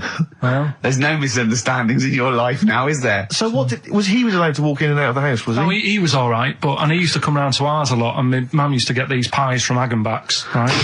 So... I don't know what that is. It's at that bakery where they used to chuck the cakes out the back, I'll tell you about. Yeah. Oh, and you at 6? You at 6? He loved it, but I could never go round to theirs, or if I did, it was like, well, yeah, he is in, and I'd go, all right, and then I'd walk round the side of the flat. Stand outside. Why did you ever knock at the door? Why don't you just go around and knock on the window? Just to check he's in, because he wasn't always in his room. If You he say was it in was the a- lounge, he'd have to go to his bedroom, and then that's You where see he meet you. This is the strangest. And you'd play a computer game through the window. You say it was a flat. It wasn't like a 5th story one, and you had to get in one of those kind of cleaning contraptions and, like, winch your way up. Did you see Paul Hogan? How does a fish work? Darkness, growing on me, XFM 104.9. I'm Ricky Gervais, with me Steve Merchant and Karl Pilkington.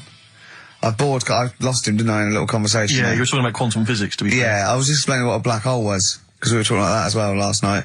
And just halfway through, he just went, yeah. And put his headphones on. Brilliant. Yeah. Oh, the thing about Karl is he speaks with such authority about things that he thinks he knows about. Monkeys. And when you try to explain to him about stuff, you know, he goes, no, of course ghosts exist. And you try to explain to him why it's conceivable they don't. No. He can't be bothered with that. Yeah, you did all your learning at about 12, didn't you? Yeah, but I'm still picking bits up now. Said without irony. Oh, brilliant. What have you learned recently? Anything interesting recently you've learned? Darwin, that's why I was asking you about him. Right. Yeah, Darwin, we know what you did, didn't you? I don't know what he did. I just read the other day that they've got a treatment for whatever illness he had. I thought it was a bit late. Can you imagine that, saying that to his family? What did Darwin do? I don't know, you were just trying to explain it to me, but I'm busy doing stuff, aren't I? I can't take it all in whilst I'm sorting the ads out, putting CDs in. You know what I mean? Ticking off the knob news. No, but he formulated the theory of evolution based on natural selection. Yeah. But wait, though.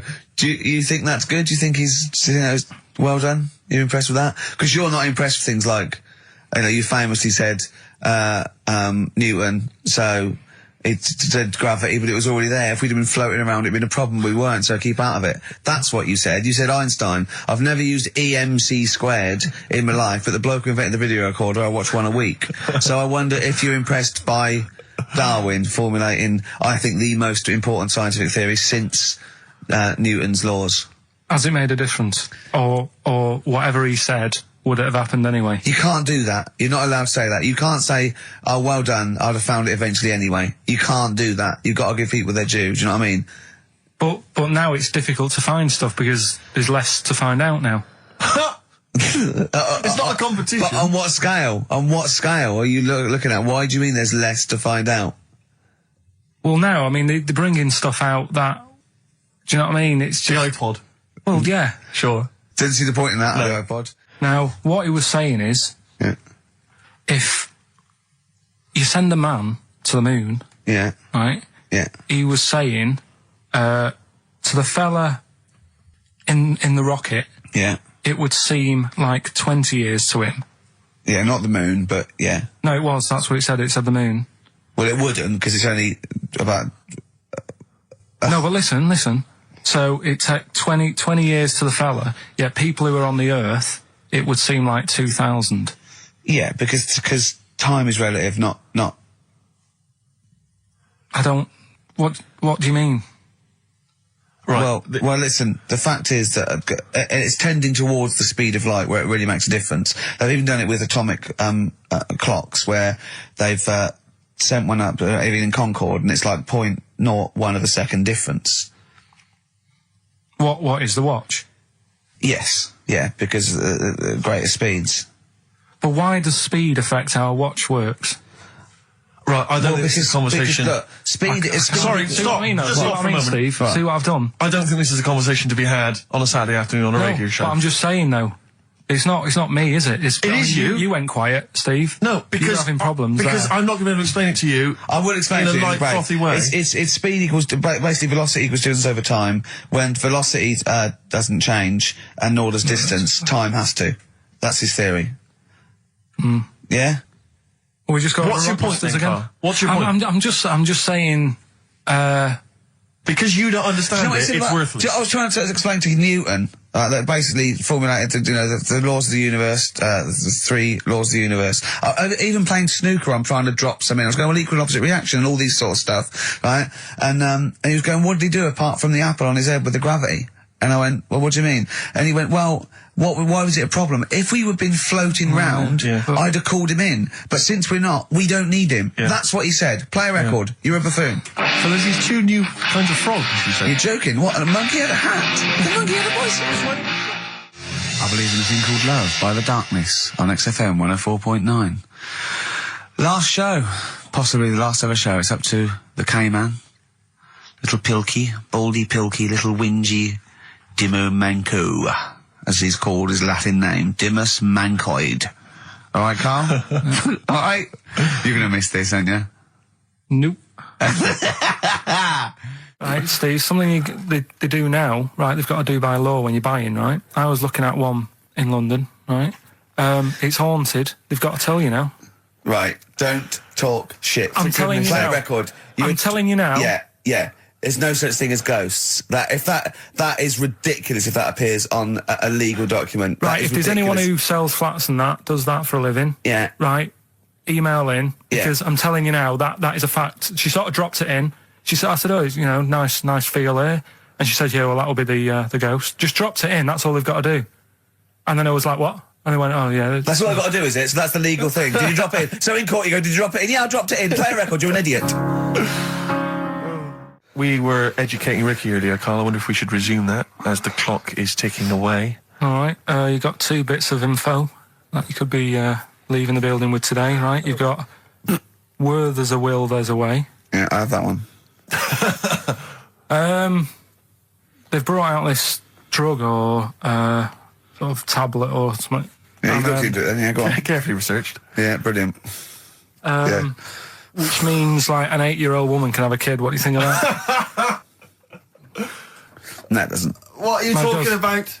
You can inject a woman with something, 80-year-old, and it means, she's got more time on her hands now and that. It's better to have a kid. She can have a kid later on in life. I just realised where there's a will. Yeah. Very good. Very good. Right, well, let's just move on from that, because it's clearly drivel. No, it's not. I think it's a bad idea. Of course it's a bad idea. Well, I'll even give you that it's true and possible and might even... It is true and possible. Okay, it's not even recent. It's like a few weeks old. Yeah. Okay. Well, it's terrible. No, you shouldn't do it, yeah. All right, what's the final educating, Ricky? So far, I'm not impressed. Get her a cat. Yeah, get her a little Pekingese. Don't let her have a child. Yeah, but it's meant to get you thinking, like you're saying, well, she shouldn't have a kid. Well, by the time he's 5, she'll try and pick her up and her arms will break. Whose arms? Moving on, what's the next one? Would she be able to breastfeed? Yeah. And she'd be able to do it standing up while he was on the floor. Talking to nipples. Hey, come on. There's a lovely juicy pair over there. Okay, I think that's the last show. People should actually phone in and speak to Karl and try and convince him. Forget that. Yeah, what's the number, Steve? Forget that. We haven't got time. Yeah, he hates answering it. We'll do it during the record. Leave it. Phone in if you want to speak to Karl, if you know the number. Call in, try and convince Karl to kiss a little nipple. Don't want to. Yeah. Right, what are we doing? Are we... What's the last educating, Ricky? Come on. Hook, line and good thinkers. Brilliant. Okay, Yeah, go on. sounds good. Go on, what is it? they've found a lot of fish with 2 heads. What do you think of that? Well, don't know. What do you mean they found a lot of fish with 2 heads? Who has? They've been messing about, basically, these scientists and stuff, and they've said, look at this we can do. And they're making loads of fish with 2 heads. Actually, they can do it now, and they're saying, that's good, isn't it? Do you know what I mean? All right, fair record then. Yeah, but what do you think? I think if they can do that to fish, they should try and do it to you, and then at least you'll have 2 brains to work with. Yeah. And we might... Arguing. I'd love you arguing with yourself. And you end up you're walking on the street, but you're just headbutting each other. Just cracking heads Imagine in the the middle. squeezing fun you'd have, Rick. I wouldn't know what to do. I'd bang them together. It'd be like one of those knackers you used to have at the playground on the string. I'd just whack them together. I hit your head on the window, didn't I, to see what the noise meant today, didn't I? Yeah. Just if I had 2 heads, right, would I be able to sort of do shifts? Do you know what I mean? Say if this is a start or something, they're trying it out with fish and that with 2 heads. You'd be 2 different people. You can't think like you're one. It doesn't make sense. If you had 2 heads, you'd have 2 brains. You'd have, you know. Well, that's all right. But say if we did the same job, well, we'd be doing the same job. Yeah, you could. So you could say, right, you work through the night. You'd take it in turns to do your job badly and moan about it. Yes, it'd be fine. He's giving it some serious thought. I know, yeah. And so's his other head. Yeah. But also, they're saying there's like a fish shortage, and I was wondering whether they're trying to make that better. Do you know what I mean? So yeah, they as the head is the bit you throw away, it'd be perfect. No, but when they do a head count like they do, that's what they do. They do like they count fish. They get fish. Okay, just end the line. 1, 2. I think you'll find we're 1, sir. Don't answer back. Rick, I should just point out that I feel... Don't answer back. Come on, I think Karl has... Did I tell you the time when the doctor said I was going to die? All right, keep talking. Right, ages ago, must have been about 15, right? And at lunchtime there was this... We used to have a choice of stuff to do at lunchtime, right? We used to have like a burger place that had an arcade machine in it, right? So we used to go there and play on that and have a burger. Or there was this baker's, right, that my mum worked at, and did great cakes and stuff, right? So she used to like bring some home and that, but she couldn't always bring them home every night because, you know, they'd cost money, and she used to get them for free. And they used to say they'd rather chuck them away than give them to the staff because there's a chance that the cream might be off. Right. Right, so they used to chuck them round the back. So I used to go around the back with my mate and eat a load. Brilliant. Eating out of bins. No, it wasn't out of bins. They were still in trays, but they just stacked them up near the bins, right? So this got out. I mean, it used to be chocker. Once the school found out, everybody used to go there, and it'd be like, well, have a cake. The headmaster fighting the kids off. Right, so I'd have, like, you know, you just eat, I don't know, 6 jam donuts or something, and then you'd spend your dinner money on the arcade machine. Brilliant. Right? So it was a good afternoon, really, right? So you'd do that, and this one day I must have had 6 or 7 jam donuts, a few Congress tarts. What's the Congress tart? I love them. I can't get them in London, right? So I'd have some of them. If anyone can get a Congress tart for Karl in London, please let him know. So anyway, this day, that was just a normal day. Do you know what I mean? Once, twice a week, you'd have a load of cake. In your life, yeah. Yeah, so normal anyway, day in your life. Were the frog boys there with the webbed hands and the big heads? And the horse in the settee? Yeah. But the day after one of these days, I had really bad cramp in my belly. Right? I was like in agony, could hardly walk. So I said to my mum, You could hardly stagger to the free cakes. So I was in absolute agony. I said, I don't like doctors, but you'll have to get a doctor in because I don't know what it is. I can't walk. She gets the doctor round. I won't say his name, but he said, well, doesn't look like he's got long left. Blimey. So I was a bit like, hang on a minute, I've only had a few cream donuts. Yeah. My mum was panicking. Sure. He went. My dad came in from work. She said, something's really bad with Karl. I think it's serious. You know, the doctor said he ain't got long left. So he said, what? He said that and just left. So she said, yeah. He said, I'll have to call him then.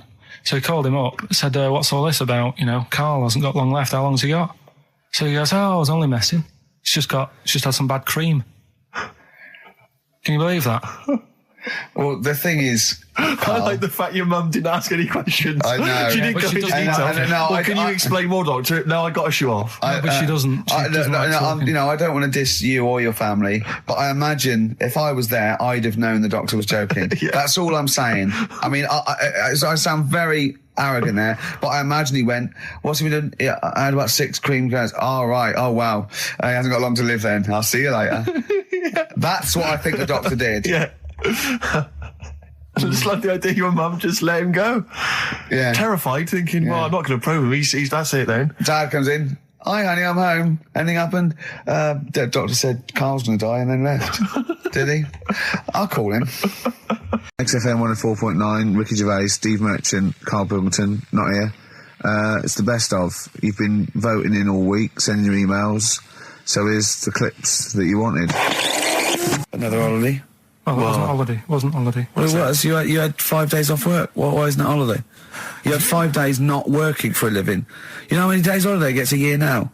29. Oh, that's more than teachers, isn't it? It makes me sick. It makes me sick. Well, I know the kind of hours you work, Rick. It's mad. I mean, if you're not in work by midday, you're furious. No, but I mean, I'm always... 29's normal for the normal working person. Yeah, but, you know... And anyway, it wasn't a proper holiday. I went to see my mum and dad. It's nice to see them and everything, but it's not holiday, is it? Why? It's not going away. It's not getting on a plane, is it? Going away. Oh, is that definitely a holiday? What happened before 1950? I don't know. People used to go... Yeah, exactly. People used to go to Blackpool or Brighton. That was holiday. Yeah, but I didn't Where did go you to... go? Went to Wales. There you go. Lovely holiday. Lovely holiday. Have a holiday in Wales. That's what they say, innit? Come to Wales and have a holiday. That's what they say, innit? So come to Wales and meet your parents. Come to Wales and have a lovely holiday. Right. Well, anyway, it was good and that. It's always good to see him. Right? Yeah. But Week off work. do you know, like my mum likes gnomes and stuff, Yeah. right? Of course she does. She's lived with one for 30 years. She said, you know, get your dad to take us to this park where they've got like, you know, 6-foot gnomes and stuff, right? Have a walk about. Sounds like a nightmare. Yeah. It sounds like a living nightmare. Keep an eye on Karl. Yeah. So He anyway, stood still for 2 minutes. Someone bought him. no, you can't buy them and that. It's like a little exhibition thing, Yeah. right? And it's part of a hall, right? This big hall that you have to pay to get in, but we didn't want to see the hall. I just wanted to see the gnomes. Of course you did, yeah. So anyway, my dad says, yeah, well, we can get in there for free. Of course he did. Clever. Right? So we parked up on this little country lane, right? No one about. We walked How much down was it to go in? Like £2? about £3 each. Yeah. But he said, well, yeah, but if you don't have to pay, do you know what I mean? You enjoy it even more, don't you, when you're walking about and you think, I've got this £3 in my pocket, no one's having it. Yeah. Right? No, looking over shoulder for a bloke with a peak hat saying, can I see your ticket, please? I wouldn't enjoy it more, no. Go on. Yeah, but you don't worry about it, do You you? got a bit of money now then, Rick. You know, you've changed. So anyway, so we had to walk across about 4 fields. For £3! Right, and what happened was we're walking through all these fields and what have you, big grass and muddy bits and all that, 'cause it'd been raining, and climbing over fences and stuff. And we're in this field, right, and I look to my right and there's about 30 cows all staring at us, right? And Suzanne started to panic a bit. She said, we shouldn't be here. Dad says, of course we can, we're allowed to go wherever we want, you know, all this land, it's ramblers' rights and all that stuff. Yeah. And take him to cow if you want. So, unattended. So Serves him right for leaving him in the field unattended. I'm having one. Yeah. And keep us fed for a week. across. Anyway, these cows start surrounding us. Surrounding us. And, Oh, brilliant. Oh, no. Face off. and Suzanne's panicking, going, "This isn't right. We're not going to make it to the fence in time." They're moving faster than us, and they started sort of running a bit. Wow. And It's like Dad some was kind of bovine West Side Story. Don't A gang of cows coming at you. don't worry about it and stuff. But my dad had to sort of stand there and like wave a stick at him. Of course. And we got away, but Suzanne was like having a bit of a sweat You on, got away. saying, we could have got killed. Sure. And my dad saying, "No, it never happens." And I just wondered if it does, if there's a risk of. Yeah, it is rare, but there's been a couple of cases of being trampled by cows. They're not aggressive. They sort of run through you. Well, they're aggressive if they've got a calf. They do have kids. What? They had kids with them. Kids, yeah. That's a goat you're thinking of. Yeah. Maybe they were trying to sneak into the gnome thing, and they were worried that, like, if too many people did it, and they thought some cows, we can just sneak in where cows, no one's expecting cows. And the cows were going, walk upright like you're human. Don't walk upright. They thought you'd blow their cover. Yeah. Yeah, people have been killed by cows before. Yeah, that was like the highlight, and then... So when you arrived there, you were presumably covered in mud, looking like something that had just come from Glastonbury, staggering around this exhibition. It wasn't that bad. It was just like a woods, and it had like a funny sort of funeral, like a graveyard thing. Right. Yeah. With bodies sort of hanging out the ground and that. And we had these 6-foot gnomes. Right. And then we just set off again, walked back. But you sure this wasn't a dream? No, it was good. It was good. And that's what I'm saying. Right, we've got who's that on the line? It's Rob. Rob, and are you a doctor? I'm a final year medical student. I'll be a doctor in 2 months, touch wood. That's close enough, isn't it? Yeah. Excellent. So, where do you study? Do you want to give more details, or do you want to remain anonymous as you're calling in to I talk? study at Barts Hospital. All right, great. So, why do GPs sometimes put their finger up a man's anus? To see what's there. You know, if you've got hemorrhoids, if you've got an enlarged prostate, you know, it's either that or they stick up a big tube and have a look up with a light. What? And it's easier to do that. Now, are you dumbing this down for us, or are you going to fail your medical exams by saying stick up a big tube with a light? I'm dumbing it down. Okay, come on then. We're all intelligent people here, and Karl. So you tell us what's that called? It's called a sigmoidoscope. Right. Nice. That was a clever test, wasn't it, Rick? 12 inch long. Yeah. 12-inch long tube that they can put up there. So, Karl, would you prefer that or a finger? Well, so do they sort of do the finger first, and then, I mean, at what point do they say, hang on, we need a light here? I mean... It's normally if there's something wrong. But, so if I go then, say if I go to this well-man clinic, right, and they go, yeah, the art's good and that, yeah, finger, there you go, and then they go, hang on, I'm going to go and get me light and tube. I could start worrying then because they've sort of found something.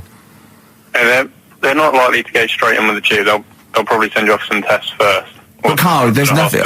But you go to these places to put your mind at rest and to know where you are with your health. I mean, it's not that you go along. That's what most people worry about. They think that because I'll go along and they'll find something. Well, one, that's illogical. It doesn't heighten the fact they'll find something because you go along. And two, if they do find something, it's a good job you went along. I mean, I'm a hypocrite because I don't go to the doctor, but I've had that done. You should be concerned if when they shine the little light in your ear, it comes out the other side of your ear. No, the other ear comes right out the other side. That's when you should be worried. But Rob, right, you said then, if they find something, they send me off for some tests. Why can't I just have the test without that and cut out the middleman? Do you know what I mean? Because you're wasting lots of money. There's hundreds of tests they could do, and they could do every test, and they could all come back with nothing, or they could do the finger up there and send you for the 3 tests you need to find out what's wrong with you. But in this day and age, with all the technology and that, and like brainy doctors and all that, the only way to find out is sticking a finger up there. What are you worried about, Karl? Is it fundamentally that this doctor who's has done 6 years medical training, is it embarrassing to have a man's finger up your ass? I just don't understand how you can get round to that without... But what don't you like? Is it fundamentally you don't like anything up your ass, or is it the fact that it's a man's finger up there? I don't like going to the doctors. It makes me nervous, because I think if anyone searches you long enough, they're going to find a fault with you, right? And especially if they're going that far into you. They're going to find something. And probably not. Well, I just don't... I don't know how to get round to that sort of... that point where you get a... What do you talk to the doctor about? And he's like, all right, nice day. Strap your trousers. He goes, he says, I'm gonna just, Most people just shut up and let you do it, and then breathe a sigh of relief when you say there's nothing there. Yeah. But is that at the end of the test, or is that the first thing he does? It's the last thing. So that trousers up out the door. Because he knows it ends conversation. He knows it's a bit of a faux pas. The doctor says, "Oh, I better not kick off with the finger up the arse." Well, what I do is I'll start on with the the head, and then we'll then go, "Oh, one final thing, Mr. Pilkington." So Rob, he drops his keys and he goes, "Pick them up." And as you bend over, will you be doing this, Rob? Is this what you're like open to do? You do all these. I'll have to do it at some point. All doctors do it at some point, no matter what they specialise in. So the first one, is the another doctor there to sort of make sure you're doing it right? Not dentists. No, but do you know? Aren't doctors anyway? But do you know what I mean? Like, normally it's like a co-pilot will have someone with them for the first one. So when you put your first finger in, Yeah. will someone be there going, right, you just want to move to the left I've of it? already done it. Have you? Yeah. So that's the thing with a student, you're learning. So you get people teaching And you learn on... these things. Can I just point out, Rob, I think I'm right in assuming that you have a glove on, Yep. and there's lubrication, Yep. and it doesn't hurt. No.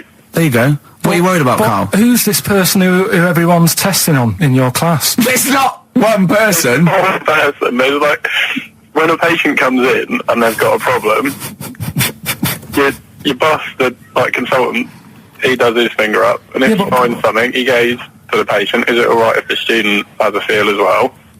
Then the student puts on a glove, puts the sleeve on the glove, and sticks his finger up and sees what he comes out with. Rob, I wish you could see Karl's face. I mean, his face when you said, and he says, "Can this fella have a go as well?" He looked horrified that he thought it was a free-for-all, like there's a queue of people trying on gloves and going, "Let's have a go. That looks good up there. What have you found?" No, I mean, how come you had to sort of... Is it not something you could test on yourself rather than waiting for other people to come in? Because then you know... It's an awkward position to get to, really, isn't it? Well, but you can have a good rummage then without feeling too awkward, but to sort of have a go on your first patient when you don't really know what you're looking for anyway, do you know what I mean? Never really thought about it. Because you don't... If you've never done it before... You pop your finger in there, and you've got to sort of look. You've got to have an expression on your face, like you know what you're finding. Well, they can't see what you look. They can't see your face. There. You got the big boss consultant man going, "Now move your finger there, and you'll probably feel this." But he's just done it. He knows what's there.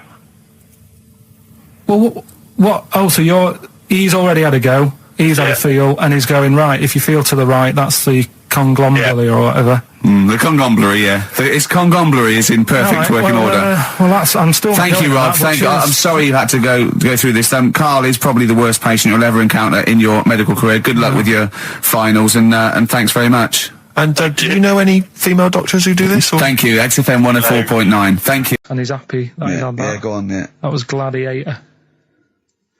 So... Who wins? A couple of people sent in Hannibal, which would still work. Yeah. And someone else sent in Maneater, which I suppose works. Although he did put the thing in about I'm well happy, glad. Yeah, I know. I know it's not. It's not worth the I don't know £100 he gets for this and a day off. No. Well, Eva, who got the answer right. Well done to her. I'm going to give her the prizes. She said that she'd heard this before on Christine O'Connell's show. This is really annoying. Right, that's it. You're going to do something, or we're going to stop this and you have to work Mondays again. Because you are taking the piss out of me, you're taking the piss out of Graham, and you're taking the piss out of London. I'll see you next week, and you can change your attitude. Limp Bizkit, we may be back next week. It depends how Karl gets on. Maybe he bucks up his attitude. Thanks for listening. You have a good Christmas? Yeah, you? Yeah. Karl? Yeah, it's alright. Lovely. Okay, let's crack on. Good. I went on holiday after Christmas, yeah. And so did our mutual friend, Phil Balker. Yeah, good man. He was in Lanzarote, and he told me one of the funny... I don't know if I can tell this on the radio. I'll have to say the C word. I'll just go... It's in a sentence, so I just go you see when it comes, and you'll know that he's saying the terrible word. Just, didn't want to ruin the anecdote. Anyway, they're walking along one evening in Lanzarote, and there's lots of Brits there, apparently. And Phil overhears a sort of married couple arguing. They're having to go home a bit early. And she's saying to him, she went, "For Christ's sake, every time we come out drinking, you always shit yourself." Right? Wow. Always, not once. So he's going, I've told you, he said, it's not the drink, it's the weather. She went, "The weather. You'll be blaming the food next, you see." I don't think they should have got married. Or when did you think the shitting yourself started? Must have been after the marriage, because if you're courting, and you go, went out with, Derek again, did you last night? Yeah, how was it? The evening was lovely, the meal was nice, but he shot himself. Again. That's 5 dates, 5 different heaps of shit. But I think I can change him. I think I can change him, yeah. It must have happened after the marrying. Or you just might think, oh God, or he's got to that age where I think, look, I'll just empty it when I get home. Yeah. I'm not going to keep going up and going to the toilet, you know. It's the ice that does it. Yeah, Karl is right, I think. It is the ice. What do you mean? People forget, they say, oh, don't drink the water when you're on holiday, and they don't. They drink, they buy Evian and stuff. Oh, I see. They forget about the ice. The ice cubes, you're right, in a bar. Made from tap water. And that can do it, can it? Yeah. But she said every time you're drinking, didn't she? I assume that she wasn't drinking ice then. Yeah. I mean, why is it just happened to him? Let's be honest, everyone that goes on holiday doesn't end up crapping themselves. Yeah, they usually make it to a toilet. He does it every time he drinks, doesn't he? Yeah, well, apparently. Just don't let him carry the baguettes.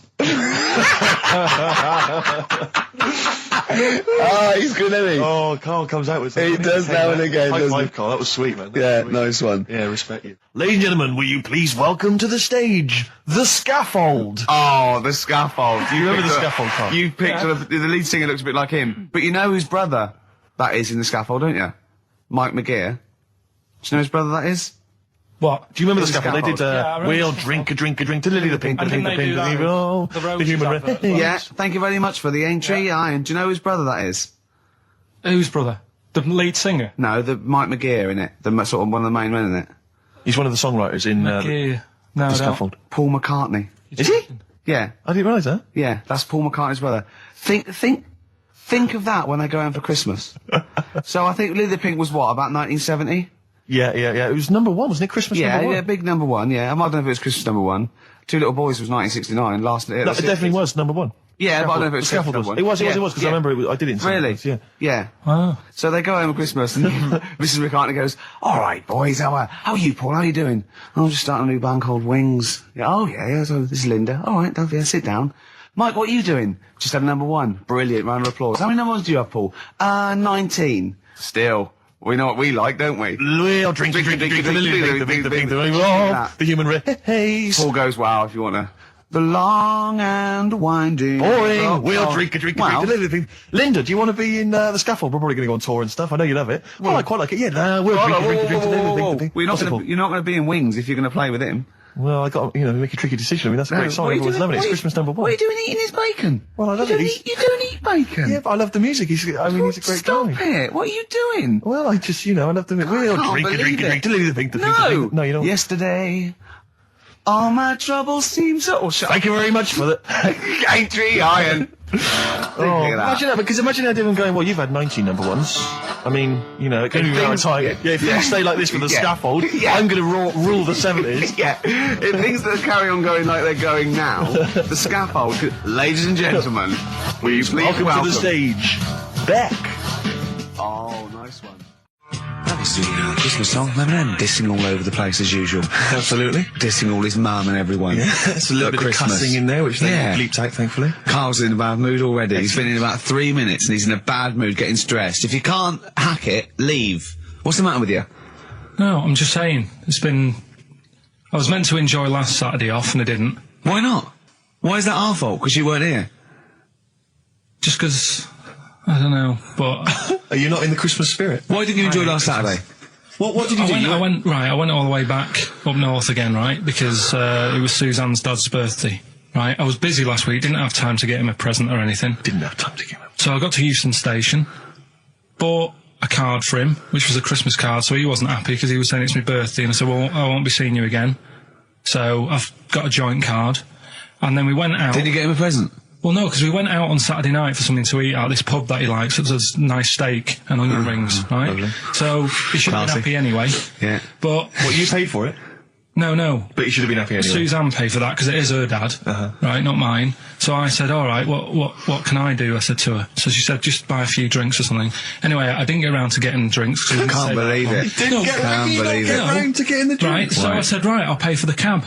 right? Oh, what a lovely Christmas gift that is. Yeah, So- £2.50. I paid, no, it was like in 3 quid Manchester there, it is. 3 quid back. So £6 you spent on him. Well, no, I spent more. See, that's what he said. He You said, get the oh, Bolton and back, can't he you, for that? said, oh, you spent on me £6 for my birthday. He said, no, I haven't, because I gave the taxi driver a tip. I'm a little bit worried about his attitude as well. Because even if, I mean, that is a stingy present, but you don't say... Well, I mean, let's be honest, that's the worst Christmas gift ever, because, I mean, you're pretty bad, like we discussed in the past, but at least you spend a bit of money. Yeah. It's just thoughtless. Yeah. This is nothing. I You know. haven't given him any time. I mean, I would... And I knew my demographic. They loved it, my yeah, family. the They couldn't scratch believe their luck. You know. Well, a tenner.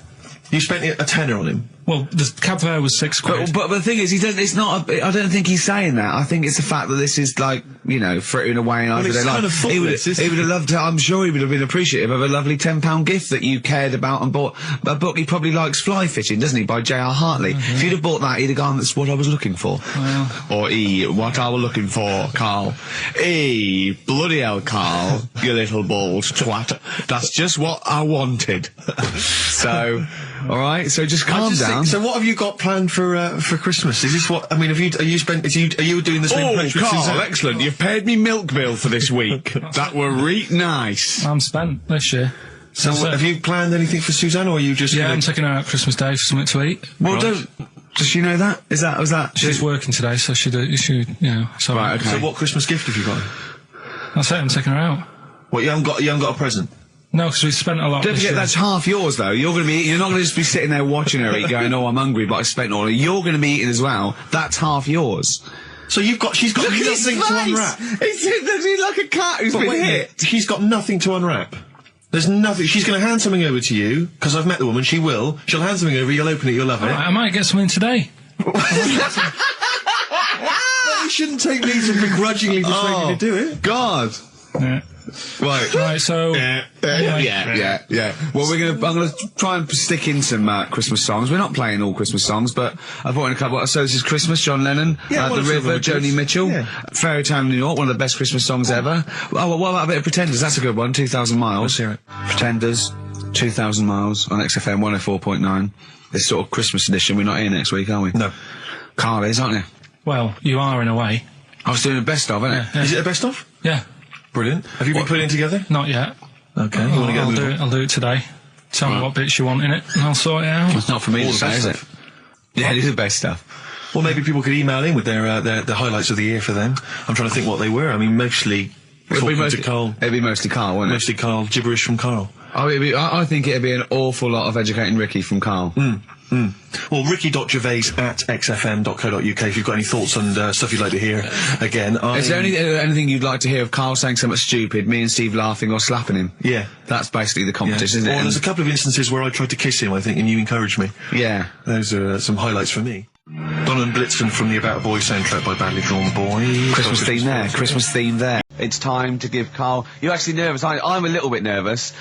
Just to recap, Karl is 30 this year. He never went to get his results of his GCSEs.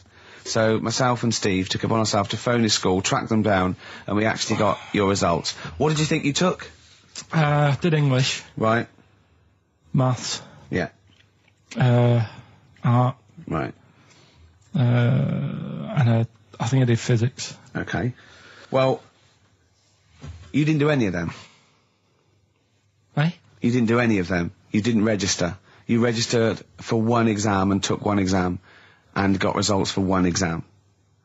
So I don't know what you thought you were turning up to, or you weren't registered, or you didn't. You're familiar with the notion of registering for an exam.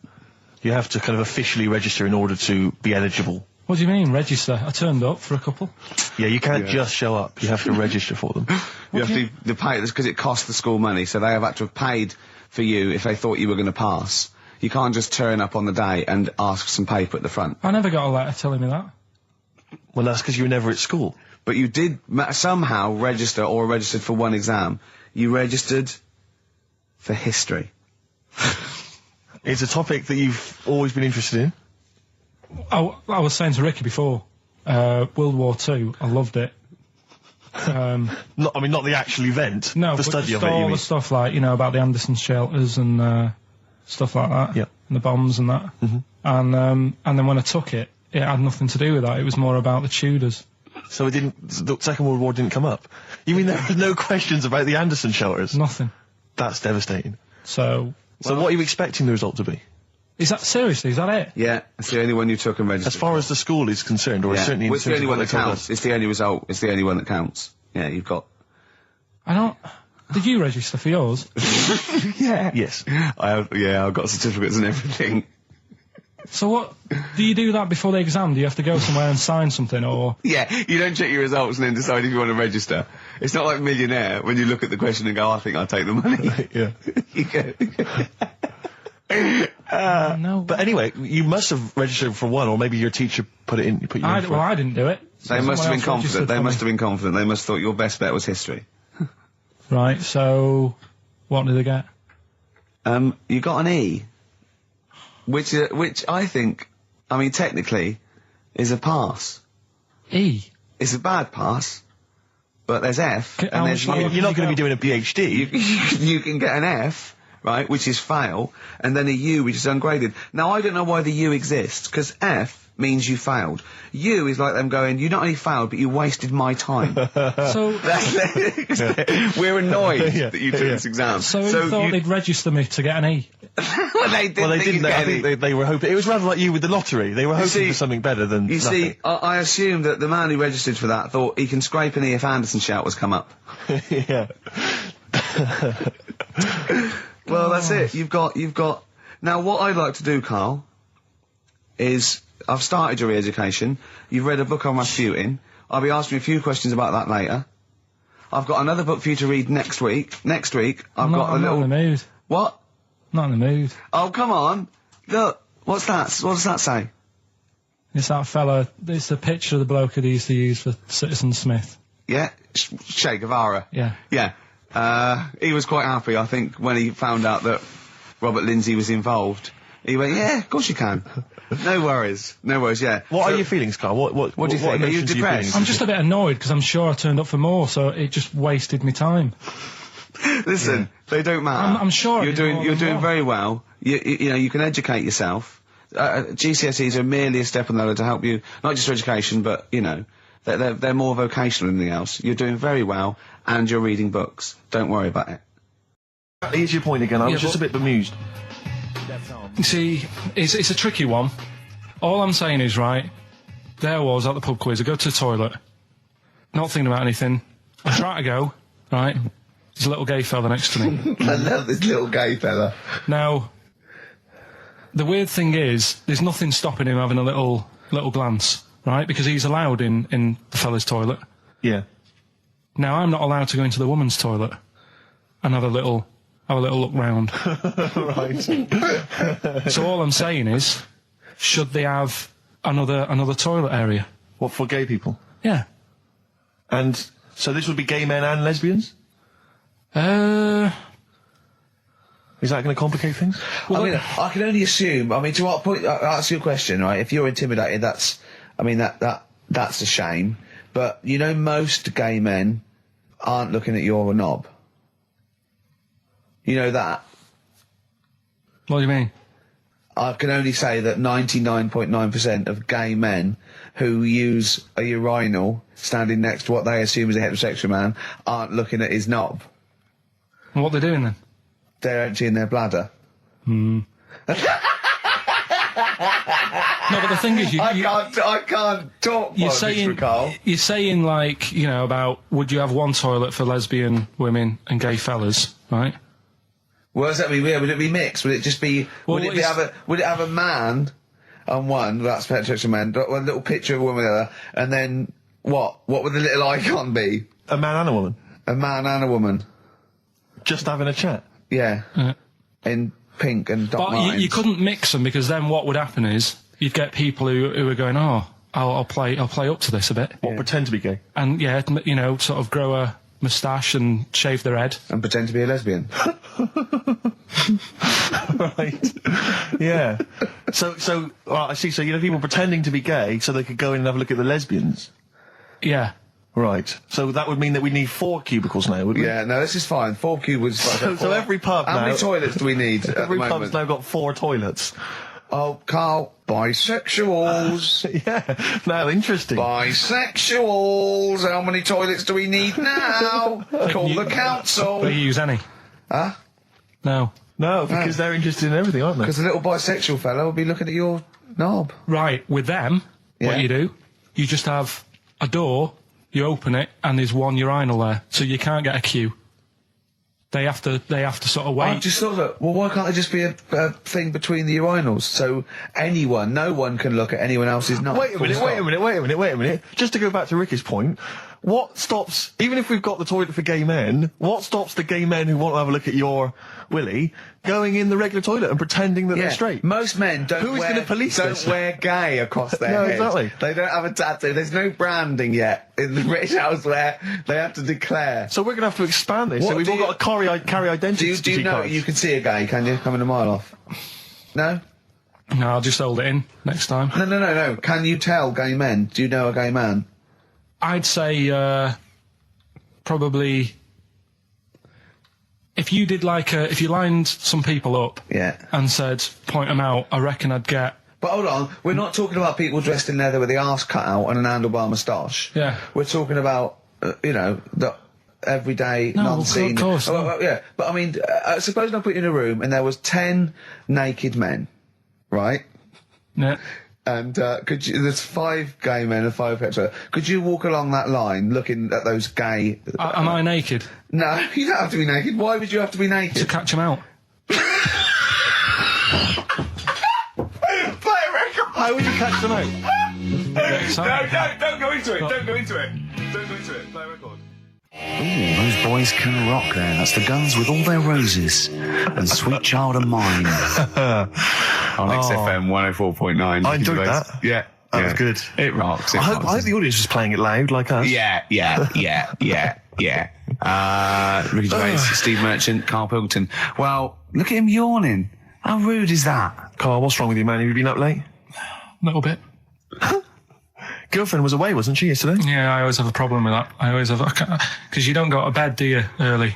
Do you know what I mean? You sort of think, I just always find that thing that if, you're used to living with someone, one of you will go, let's go to bed, then you'll go, all right. But when you're on your own, you go, You just forget to go to bed. I just stay up. Okay, stop eating now, Carl. You've ate all the food. That's just a plate. All right. Okay. Yeah. No, I stayed up and watched, there was a thing on about Dracula. Right. What, Dracula? And I found a flaw in it. Go on. Not the fact that he's the living dead and and drinks blood to stay alive and he doesn't reflect. And he can in turn into a mirrors. bat. Well, And you can go on. the mirror thing, you can't look in mirrors, can he? Well, he can look in mirrors, but he can't see himself in a mirror. Yeah. That still doesn't work. Go on. It doesn't work at all, Carl. It doesn't work. Go anyway. on. No. Well, Centre parting's always really neat. His centre parting's always... how does he do it if he can't look in the mirror? Blood on the floor or something it was called. Rubbish. I love the flaw in the Dracula film is that his centre parting's too neat. How did he do it without a mirror? Oh. Was it a documentary about Dracula? No, Yeah, there was the real it's Dracula. The real called- Dracula. Yeah, the real Dracula. The It's true just a film. It had blood on the floor or something. It's called. Yeah. It's rubbish. We had a little lunch yesterday, didn't we? We did indeed. That was a nightmare. Yeah. I hate going out with you two. I was explaining to Karl, right? I like to excite Karl's imagination, right? And if it involves chimps or monkeys, all the better. Brains he likes, parts of the body, deformity. I know where to, what buttons to push. And I told him about this thing. I don't know if any of you out there know about this, but there's an experiment they did in the 50s, a clinical psychology experiment where there's your 2 hemispheres of the brain, okay? They're joined by a thing called the corpus callosum, right? Which is just a little flap of skin, like a little scarlet lead that joins your 2 hemispheres. And what they did, they cut that in half, and they thought it was a cure for schizophrenia, but what it turned out to be, or epilepsy, I think, I can't remember, was that your 2 sides of your brains didn't function together. You couldn't get information. I was telling Karl all this thing, and one of the things I told him was that they did it on a monkey, and it fought itself over a nut. Like its right arm was connected, by its left lobe of the brain, and it was fighting over itself. And Karl went, instead of thinking this is amazing experiment, he went, would it have been happy if you'd given it 2 nuts? Yeah, I know. Well, you started off by explaining, and I remember you mentioned, because I was watching the 2 of you as you were describing it to me, you said, of course, one side of the brain deals with symbolism. And as you said the word symbolism, I noticed Karl drift away from looking at you, pick up his mobile phone, and start pressing buttons randomly. And I thought it was the word symbolism that got him. And I noticed you took you just a moment longer, and I think the first thing you said was, when did I lose you? Yeah, I knew I'd lost him. It's extraordinary, and he doesn't even try I to think I disguise said it. Nomenclature at one point as well. Right, yeah. And I knew I was dicing with death there. Yeah. But, Yeah. but I told you tried to look it up, didn't you, on the web? You didn't find anything about it, did the you? spelling of it's what is it again? What's the word? Corpus callosum. Yeah, so I couldn't do it. No, there's no point. Don't bother. Give up. Don't bother. Give up. So if anyone knows any interesting facts about that, But yours hasn't been cut in half, has it, Karl? That would, again... that's me just turning on my phone, because I want to read to you a text that I got from Karl. I think you sort of sum up the holiday in this text, don't you? Do you remember it? I can't remember. Let's have a look. Let's have a little look. Let's go Instantly, to what did Suzanne, your girlfriend, make of it? Similar view to you? That they should fill in the holes? Yeah, it's just that thing. You see, I went on a coach trip, right? And you go and see the volcanoes. Like I say, there's 36 of them. Yeah. Which, how many do you need? And when we're on the coach going round all these volcanoes, the fella on the front's going and look out your left window at the moment, and there's a volcano.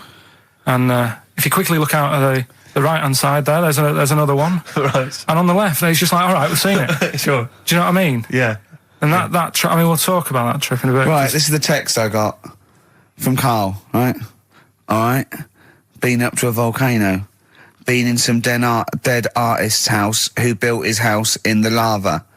They said they would show me science with volcanoes, but all they did was chuck some water in a hole and it shot up in the air.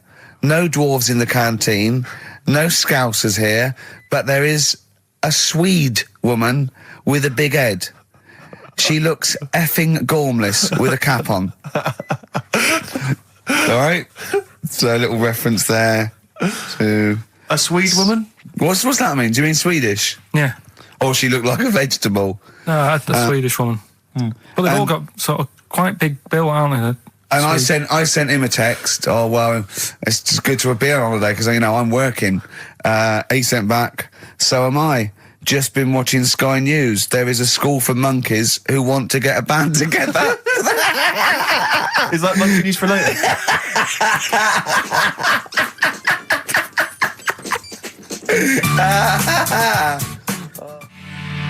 Oh My Corazon by Tim Burgess. I can't get enough of that. I love that chorus. On XFM 104.9. Ricky Gervais, Steve Merchant and little Karl Pilkington. But it was a nice holiday. Yeah, it's all right. It's just, I went there to relax and that. Exactly. Did a little bit of that.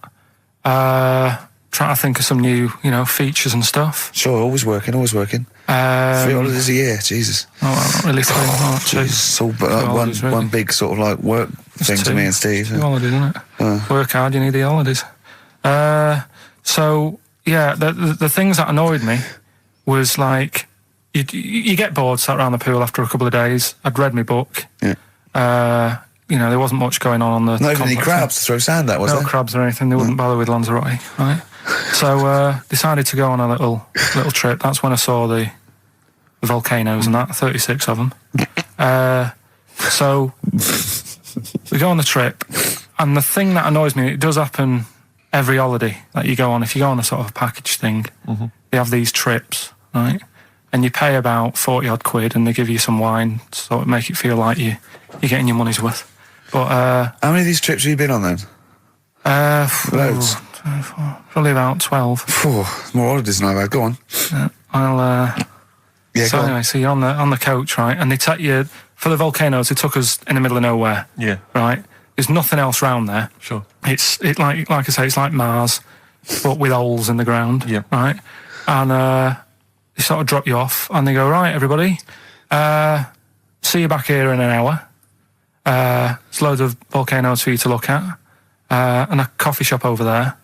And for a fact, right, you don't need an hour there. You could just say, well, just keep the engine running because I'll have a look in this hole, we'll get back on, give us 5 minutes. Don't need an hour. Absolutely. But that they've got something going. It's a backhander, definitely. What, with the coffee shop? Definitely, yeah. They go there. And they get everyone to have an ice cream and a coffee, and they sit down, have a fag, talking to the bloke. Yeah, and it's like, cousin. Yeah. How much was the coffee? Was it probably about €3 each euro, so I think it was $3.50. Sure. Yeah, which is, I don't know, what, that's about £2.50, isn't it? Yeah, they stitched you up. Well, I remember we were on as a family trip to France once. We went to Paris. We got a coach coming back from Paris to one of the ferries, one of the ports, Calais or wherever it was. Coach trip. It was quite a long coach trip. And at one point we were thinking, we're on the motorway, this is fine, we're making good progress. Suddenly we came off the motorway. We must have gone like 40 minutes out of our way, end up in this street, completely empty, little French town. And it's pulled up outside this, what appears to be a restaurant. And a guy jumps on, dressed like a Butlins red coat. He's French, but he's putting on a kind of English accent. He goes, hello, oh, thank you very much, top of the morning, good morning, hello. Come in, we've got food, drink, go upstairs, we've got rooms if you want to have a rest, or play around. No, it's up to you. And we all had to funnel off this thing into this restaurant, and this one family went, well, we don't want to go in the restaurant. We brought sandwiches, we just want to get to the port, we're not interested. And they said, well, you've got to come in the restaurant. And well, we don't want to come in the restaurant. So the guy said, well, I'll have to lock you in the coach. So this family were locked in the coach while we all traipsed off in, and I could just look, but I looked back and just saw this little kid with his face pressed up against the glass. Take me with you. I want to go in the restaurant. They were just stuck in there. Look, Come on, pretend you're Judith Chalmers. I have been doing. I would have done all. I would have said that. Don't bother. Right. I mean, the hotel was good. Yeah? That was all right. What was that like? It's all right. Just, clean. That's all you want, isn't it? See, that's not quite what Judith Chalmers does. She doesn't go, what's the hotel like? All right, yeah, clean, isn't it? All right. What was it like? What was it? 3-star, 4-star? Did it have a swimming pool? What was the room like? Yeah, had a swimming pool and that. Yeah? Yeah, it's good. I think it was one of the better ones on the island. Okay. nightlife? Wasn't really any. There was a bar, there was some bands playing. Yeah. Not very good. Food got a bit boring. Yeah. It was always the same food every night, but they sort of themed it and made out as if it was different. So, like, on Mexican night, it'd be chicken with a nacho on it. Right. And Chinese night, sort of chicken with a little prawn cracker on it and stuff. Sure. But that got a bit boring. That's me just turning on my phone, because I want to read to you a text that I got from Karl. I think you sort of sum up the holiday in this text, don't you? Do you remember it? I can't remember. Let's have a look. Let's have a little look. Instantly, what did Suzanne, your girlfriend, make of it? Similar view to you, that they should fill in the holes? Yeah, it's just that thing, you see, I went on a coach trip, right? And you go and see the volcanoes. Like I say, there's 36 of them. Yeah. Which, how many do you need? And when we're on the coach going round all these volcanoes, the fella on the front's going and look out your left window at the moment, and there's a volcano. And if you quickly look out at the right-hand side there, there's another one. Right. And on the left, he's just like, all right, we've seen it. Sure. Do you know what I mean? Yeah. And that trip, we'll talk about that trip in a bit. Right, this is the text I got from Karl, right? All right. Been up to a volcano. Been in some dead artist's house who built his house in the lava.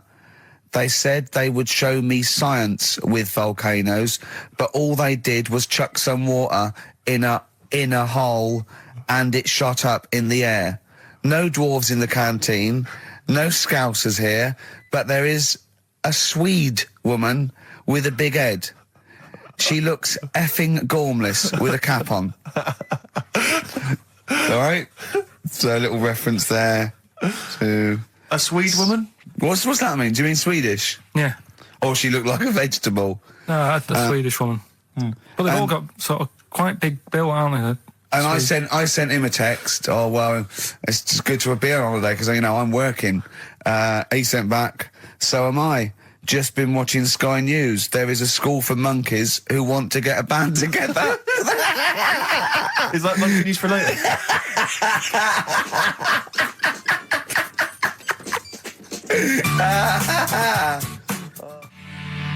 Oh My Corazon by Tim Burgess. I can't get enough of that. I love that chorus.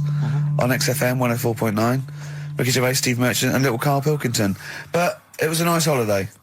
Yeah, it's all right. It's just, I went there to relax and that. Exactly. Did a little bit of that. Trying to think of some new, features and stuff. Sure, always working. 3 holidays a year, Jesus. Oh, well, not really 3. Oh, two. It's all one big sort of like work thing to me and Steve. 2 holidays, isn't it? Work hard, you need the holidays. So, yeah, the things that annoyed me was like, you get bored, sat around the pool after a couple of days. I'd read my book. Yeah. you know, there wasn't much going on the. Not even any complex. crabs to throw sand at, was No there? crabs or anything. They wouldn't bother with Lanzarote, right? So decided to go on a little trip. That's when I saw the volcanoes and that, 36 of them. So we go on the trip, and the thing that annoys me, it does happen every holiday that you go on. If you go on a sort of a package thing, they have these trips, right? And you pay about 40 odd quid, and they give you some wine to sort of make it feel like you're getting your money's worth. But how many of these trips have you been on then? Loads. Probably about 12. More holidays than I've had. Go on. So anyway, so you're on the coach, right? And they take you for the volcanoes. They took us in the middle of nowhere. Yeah. Right. There's nothing else round there. Sure. It's like I say, it's like Mars, but with holes in the ground. Yeah. Right. And they sort of drop you off, and they go, right, everybody, see you back here in an hour. There's loads of volcanoes for you to look at, and a coffee shop over there. And you know for a fact, right, you don't need an hour there. You could just say, well, just keep the engine running, because I'll have a look in this hole, we'll get back on, give us 5 minutes. Don't need an hour. Absolutely. But you know that they've got something going. It's a with backhander, definitely. What, with the coffee shop? Definitely, yeah. They go there. And they get everyone to have an ice cream and a coffee, and they sit down and have a fag talking to the bloke. Yeah, and it's like, cousin. Yeah. How much was the coffee? Was it probably about €3 each euro, so I think it was £3.50. Sure. Yeah. Which is, I don't know, what, that's about £2.5 quid. Yeah, they've stitched you up. Well, it's like those people who, those cab drivers that you'll meet at sort of 3 in the morning who've just got a car. Yeah. And just went out with a car. Yeah. And just, I'll pick people up and charge them. Yeah. I got in one once. I said to him, the guy just pulled up. He said, I was in like East London. I'm going back to North London. I said, going to Swiss Cottage. He went, sure, hop in. We set off. He went, do you know the way? I said, well, not really, no. I thought you'd know the way. You're in a cabbie. And he went, no, don't really know the way there. I said, have you got an A to Z? He went, no. I thought, well, if you're going to go out just on the, just winging it as a cab driver, two things. Take a map and a torch. He didn't have either. He said, well, I'll probably get to Camden. I said, right, I'll direct you from there. Drove on for about 5 minutes, making conversation. About 5 minutes later, he went, do you know the way to Camden? I thought you knew the way to Camden. I don't really know the way. I thought I did. Oh. It was lewd. Let me out. What's the last one? Give us the teaser clue again. It was, I want to come here in hindsight. I wouldn't have come here in hindsight. Yeah. Right, give me some education. This will be the thing that teaches me something. I can feel it in my bones. Come on. There's a kid in Kenya. He was messing about with some beans. Magic. We guessed that as well. You did, yeah. He's fed up because we've guessed his puns, I think. He put one of them in his ear. Yeah. The mum or the dad said, what have you done that for, or whatever. Yeah. So I'll have to take you to the doctors now. So they took the kid to the doctors, and the doctor said, he said, I can get that out, I can sort that out for you. So he took it out, and the doctor said, right, that's £3.50. And the dad said, I've only got £2.70 on me. And the doctor said, right, well, and he put the bean back in his kid's ear.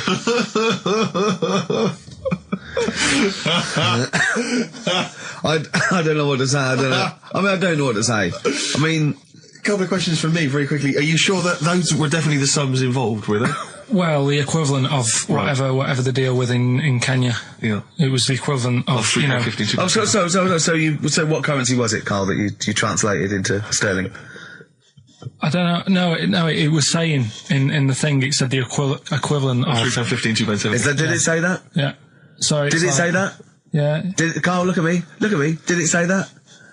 Yeah, it said that was the Did it say that? Yeah. Yeah, it did. It definitely said that. Definitely. Yeah. 5 burgers here, yep. And so I don't know, how should we begin, Karl? Do you want to just look at the size of these burgers? Look, they can see it on webcam, can't they? They can see us stuffing these burgers into your mouth. Hmm. And by the way, I'm filming this, Steve. Look, brilliant. Look, I've got a little camcorder. Yeah. We'll put this on unseen footage on a DVD or something. Or maybe on the website. On the Oh, Karl, what if you break the record? Okay, Karl, I'm coming round now to just monitor this and adjudicate. What's the web? If you want to see this on the webcam, what is it? XFM.co.uk. Right, okay. Hold on. Can I, Steve, I'm not being funny, right, but I think I have got like a bit of a weak thing. You've got a bit of a what? A wheat allergy Oh, thing. don't give me that. No, seriously, my head's... I've been eating a lot of shredded wheat recently. And my head's got a bit bigger. Carl, I don't think you can let us down now, mate. So you just got to put that first No, one I can't put that like that in my mouth on its... I've got to break it up. I've got to break it up. Can't break it up. Can't break it up. It doesn't say you can on the rule thing. It does. It doesn't. I can't look. I physically can't. Try it. I can't look. I'd have to be Jay Goody to be able to do that. Seriously, look. Oh. Try it. Yeah, I know, but you're not approaching it right. That's it. Come on. That's all. Keep Oh, going. God, he's not going to do one. Keep going. That's good work. Keep going. How does he get three in? Keep pushing. Ease it Keep in. pushing. Ease it Keep in. pushing. Get one in at least. Ease it Get in. one in at least. Get one in. Ease it in. Get one in. Push it. That's one. Let's go for another one. I reckon you've got to rip it up a bit. Okay, do that then. See how many you can get in. You've got to get in two. No, just one. No. Well, it's don't three, rip it up and pack it in. What do you do? No, Pack your swear. cheeks first. Honestly, Steve, my head is swelling a bit because I have got a wheat thing, a wheat allergy. That'd be good, then there'd be more room. Right, okay, look, Carl so is now that's- just sticking it in his cheek. Yeah. Don't eat any. You can't swallow any. It's like a hamster. You've got to work it like a hamster. Yeah, stick it in. Come on. He looks like Marlon Brando in The Godfather. Come on. Don't lose any yet. Right. Pack it in, then use your fingers to pack it in. Come on. Wedge it in. Like you're grouting the bath. I can't do this either. Keep going. Keep going, don't give up so early. This is part of the problem. You just give up, Carl, too quickly. You failed again. It's like your history O level. Come on, Carl. Come on. Do something all well. it's one there, Succeed mate. at something. Push it in. You've got nearly a half a burger there. Oh, I'll come round there. You're chewing. Don't chew. I've got a bit of food. I don't know what he said, but... Is that What, is that a whole one? No, it's not. I can see bits left. Come on, Carl. Come on, keep working at it. Keep working at it. Look, there's so much space in your mouth, I can see it. He's going red. Okay, we'll do another one. We'll do another one. That one, then. We're doing a... Oh, are you alright? Are you going to be sick? Are you alright? All right.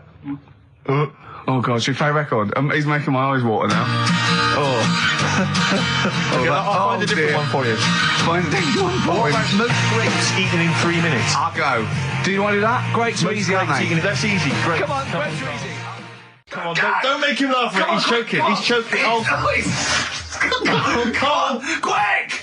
Keep going, Carl. Come on! What happened? Did he just throw up? No! Don't make him laugh! Oh, Come on! we can make wine. Come on, Carl. You're doing so well, Carl. mate. I want to go. Come on. Only... Why are you making him laugh? That was a world record attempt. Come on. He's over. Keep going. Come on! You got 25 seconds. Come on. Oh, I think that was a shame actually because you were doing well, but something went wrong. I know, and I think those are bigger grapes than the ones I've seen before. They're quite big grapes. Look at his face, he looks so despondent. Come on, Carl, 8 seconds. Just a few more. 5. Come on, what's the matter? 2, 1.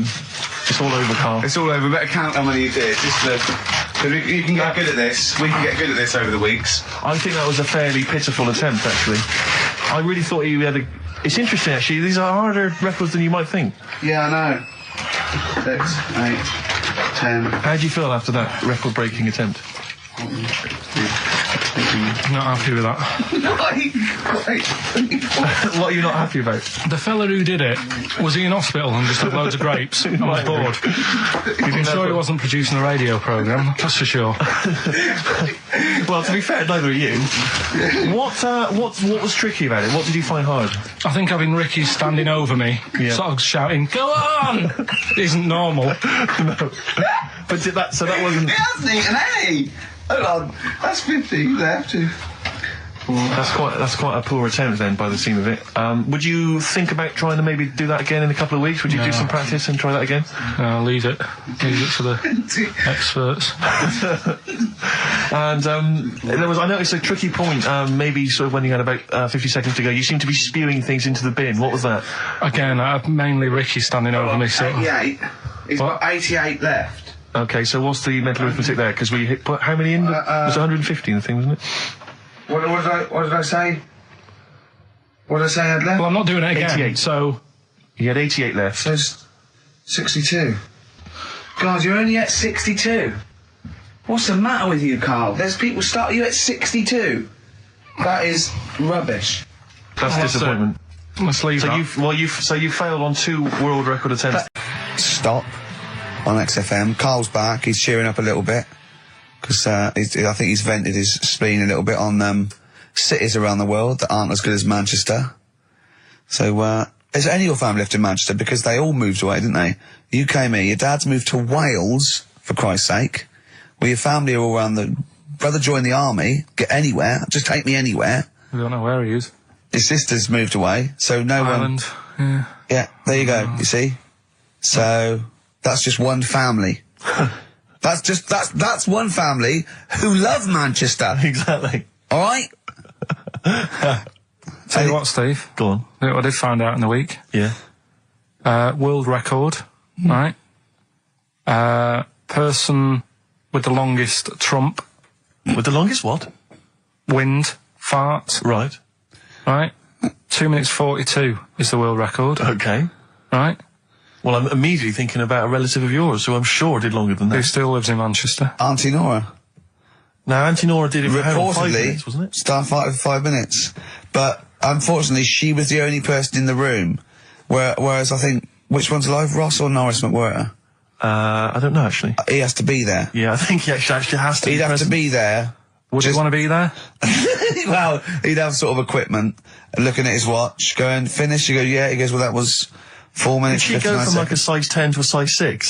Did she show some old dresses? Like a hovercraft. Exactly. In a big dress. Yeah, Just yeah. slightly off. Yeah. So, it has to be invigilated. But again, you know, how was the Guinness Book of World Records one invigilated? I mean, who was supervising that? Who was He monitoring said, that? I can fart for 2 minutes. They went, well, we've got to see this. Went round. And, he just probably let it rip. It's probably circular breathing. He's probably sort of sucking in air and swallowing it as he's going. And it's a continuous one, isn't it? It's not like, yeah. I mean, it said, you know, that's how Nora's happened. Me Auntie Nora. She had a little bit of wind. It went on for like 2.5 minutes. Sure. That's when she called me ma'am. As it was still going on. And said, there's something not right here. I'm And, leaking. She said, oh, can you send your dad round? You know, my dad. Yeah. Sent to me ma'am. With a cork. And, With a lighter. I think this would be the best one I want ever. to show the kids something. he said, I'll be there in a bit, get the windows open.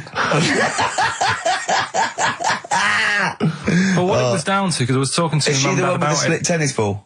Yeah. Can we not talk about that again? I was talking to my mum and dad about it, saying, you know, why do you think it happened and that?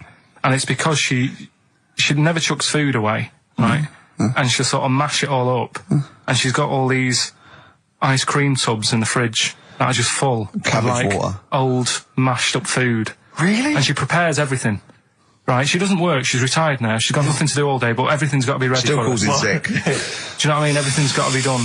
Even though, if you're going round to her house and you're going there for tea, it's like, what time are you coming? And it's like, well, I don't know, maybe 5, maybe 6. Yeah, you're Well, no, late, I need because to you're late know, when I you need have to to meet know. us at 5 or 6. Do you know what I mean? That's what... So sorry, when you say she mashes up food, she literally takes the remnants of a dinner, could be sort of some... Anything. And just smashes it all up into a... Yeah. And then what does she do with it? Put it in the fridge, and she's got in the fridge, it's like January, February, March, she's got all these ice cream boxes that are just full of... But she doesn't... She reheats it and eats it. Oh, then she, puts I it in thought the she was pan. just keeping it as a No, no, souvenir no, no. of each meal she'd had. No, put it in a pan, warm it up. Oh, And that's what it grotesque. is, it's just... A lot of vegetation, is it? Yeah. Why has it only happened once, or does she save it up once a year, just let it go? I don't know. But she is mad, Yeah, she sounds potty. She doesn't answer the phone anymore in case there's a burglar checking if she's in. It's like, well, answer it, and then they'll know you are in, and they won't come round. Yeah. Mental. Well, they can't be sure then, can they? What do you mean? Well, if there's no, I go, well, maybe it's someone just They are in, but they're hiding. Whereas if Auntie Nora goes, it's Auntie Nora, we can nick. She'll be farting. We can sneak in when she does a loud one. Because we'll be aware of the telly. What's stopping it? It's got a valance round it. It's got caught on the cat. So have we got a recap on Rockbusters? No, just do. Has anyone got the right answers? Has anyone got the right answers? Let me just check here. Here's one from someone who just says, he's given an answer. Answer to number 1, I. Number 2, don't. Number 3, care. Right, okay. Is he close? Has anyone got 3 answers? I can't find one with 3 answers. So, again, you've done something wrong, Carl. No. No. This isn't radio. Play a record. There you go. Someone's got it. Give it to them. Fine. Okay, give us the clues again. We'll give the answers straight away. Yeah. No fanning around. Yeah, Right. it's really pointless. Number 1. Yeah. All the police cars are on fire. BS. Yeah. What was that? I can think of something. Go on. Blazing Squad. Brilliant. Okay. The director of 28 Days Later is shouting about sleeping outside. Yeah. That's Dan Yell Bedingfield. Right? Danielle We're never- Bedingfield. Right, we'll never let him do this again. I told you I washed my hands of it. I know, but I Why just did you thought... let him? Why'd you... Because he was grumpy. But this is what happens. Look what's happened. Danielle Bedingfield. That's what happened. The director of... So Danny Boyle, so Dan, right, all that for Dan, but shouting about being... Dan Yell Bedingfield, right?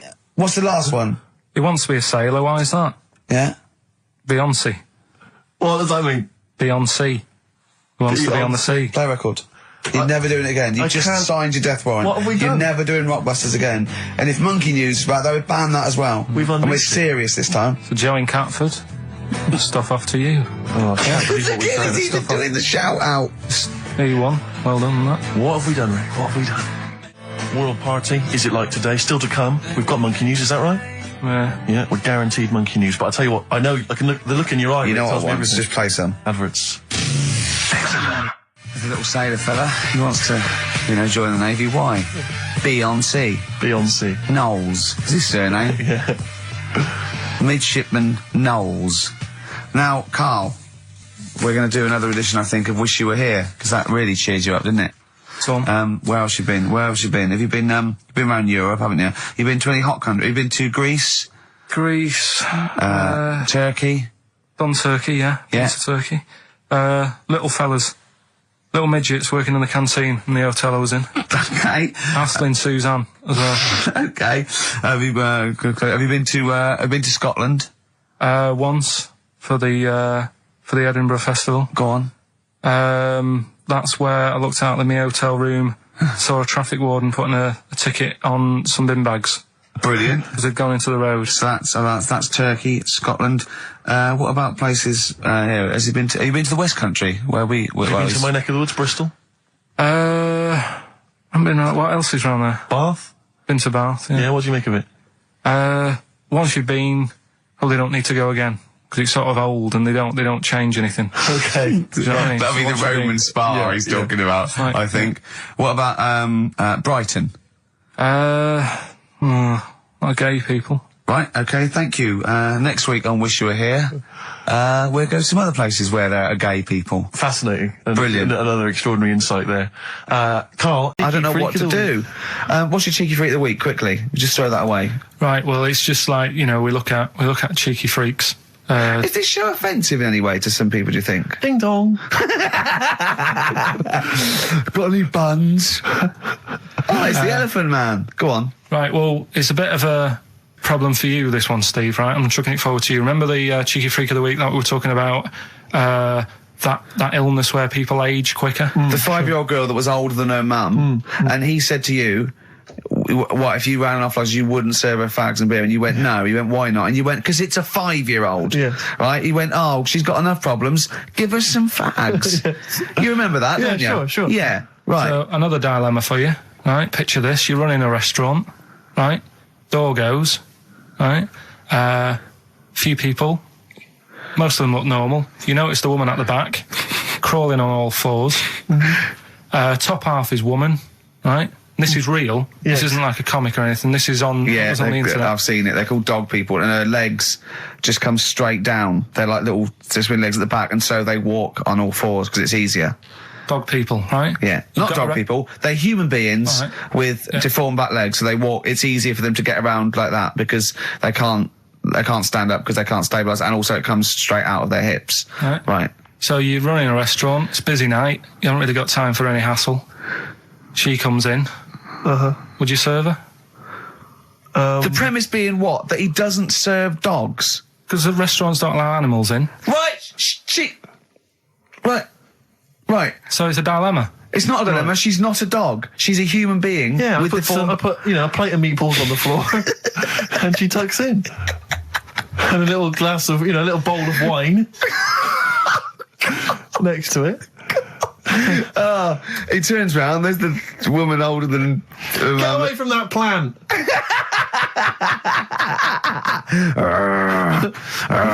Is service included?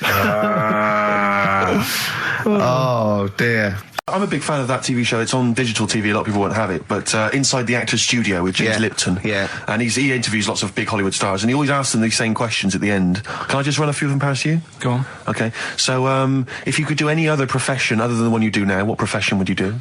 Can you just change that to apart from a paper round? Apart from a paper round. Oh. If you do any other profession, Karl. And it doesn't matter about It doesn't matter if you've got the skills or anything. In an ideal world, if you had the ability. Well, I think I'm about to buy somewhere, so I reckon something, using tools and like doing a bit of plumbing and that. So a plumber? Well, sort of an all-rounder. Right. A handyman. Well, yeah. Yeah. I think, you don't get paid that much, but it's useful, isn't it? So. But you'd get your own show, couldn't you, with Carol Smiley eventually? Well, all that, but the money that you don't make, you save by not having to pay someone else to do the chores. Do you know what I mean? I don't know what that sentence meant. Right. No. A plumber, how much is the average plumber on? The money you don't make, you save on not getting someone else to do it. No, just think of that. No, look, break that sentence down. Are there any... Sorry, Rick, but people who live in glass houses. Yeah. Anyway, let's just go back to Lipton quickly. We've got a couple to get through here. So, your favourite noise or sound? Favourite sound or noise? Oh. Is it me? No. It's not me. Hang on a minute. It's not me. Are you sure it's not me, Karl? I like Elvis. Noise. Elvis. In the ghetto. The sound of Elvis. Elvis in the ghetto. Brilliant. Okay. Yeah. And your least favourite noise or sound? I don't think it should really be records and music. Noises, things that you hear at home or whatever. Maybe like a sound of a... The least favourite noise? Least favourite? The sound of... Probably like... the sound of ghosts? Fire engines and that. Right. That's annoying.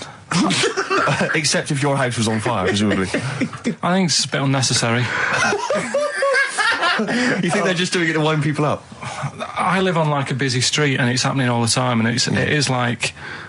Just sort of have a blast of it and people will hear it. You don't have to keep it going. Yeah, Sure. So that is, pretty annoying. And if heaven exists, Karl, when you get to the pearly gates, what would you like God to say to you as he welcomes you into heaven? What would you like God to say to you? Who asks these? What show's this? It's a programme where celebrities are interviewed by a guy, an American interviewer, and he always asks these questions at the very end. What would I say to God? What would you say to God if you believed in heaven and if heaven exists, when you eventually go up to heaven and you're welcomed in through the gates in by your God? parka and your stussy t-shirt and your... What do you want God to say to you as he welcomes you in? Say, you all right? Don't know, just be friendly. What was Ronan? Ronan. I just was telling you the other day about... that song that he does. Loving every day as if it's your last one. Right. Yeah. I'm just thinking he's saying that as if like, I'll have a good day. But I reckon if you knew it was your last day, I don't think you'd be in the mood to do anything. Yeah. But what? That's true. But I think the point is that it's living a day like it's your last. So, God, imagine if it was every day like the last. Right, let's go mental. And the good thing is, we've got tomorrow. So he's got the best of both worlds. That's what Ronan's saying. He's saying cram it in, because it might be the last. I think it's more like, it's the not knowing, isn't it? Live every day. I'd actually be happy if I never knew when I was going to die, and I was definitely going to die in my sleep, what a brilliant life you'd have. Do you know what I mean? What, so you don't get an illness, but one night you go to bed and... I know that if you knew you were going to die in your sleep and never knew when you were going to die, it wouldn't matter if it was tomorrow or 30 years' time. It wouldn't matter, would it? Yeah. I've lost you, haven't I? I've lost you somewhere. I can't, I thought that was pretty easy, all that. I said die in your sleep and not know when you died. There was no high concept there. No sleight of hand linguistically. Where did I lose you? I think you lost him on sleight of hand linguistically. Just then. You've lost him again. Yeah, I think that's the way I'd want to go. I don't want to know about it. That's why I don't go to the doctors or anything. That's a good, brilliant approach. And he do you know, remember him saying he's going to die of cancer because he doesn't check his balls. He doesn't like the feel. Of course. What do they feel like, your balls? Like a wet chamois leather. With 2 marbles, 2 kumquats in a wet chamois leather. No, but I just... Why are they wet? Sweaty? No, they're not. I'm just saying smooth. Are they smooth? Yeah, because a chamois leather's smoother when it's... Do you shave them? No, I don't. In case a fireman pops round, you want to look your best. It's like your head. You know, a fireman pops round, there you are, and he goes, oh, nice, smooth. So you never go to the doctors? What, even... I don't like it. But if you found some buboes under your arm or something, I'd wait for a bit, and I'd say to Suzanne, what do you think of this? Just see if it develops into plague. Well, yeah, because you know, don't you? You know, old bandages round your head. Yeah. And a bell. Yeah. Suzanne, where are you out? Can you get me a bell? Exactly.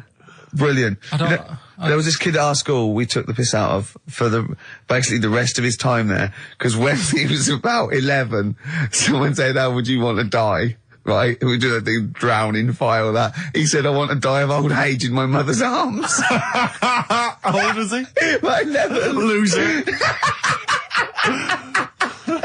In my mother's arms? No. What, getting off with her? What was that? Die of old age. You know, so old she. Brilliant. I want to die of old age with my nan and my mum. Yeah, all in the same bed. Oh dear. So if it was the last day, if you had one day to live, okay, what would you do with your day? Now let's assume that you're not in a state of ill health. There's not much you can do. It's just the end of the world. And What do you mean there's not much you can do?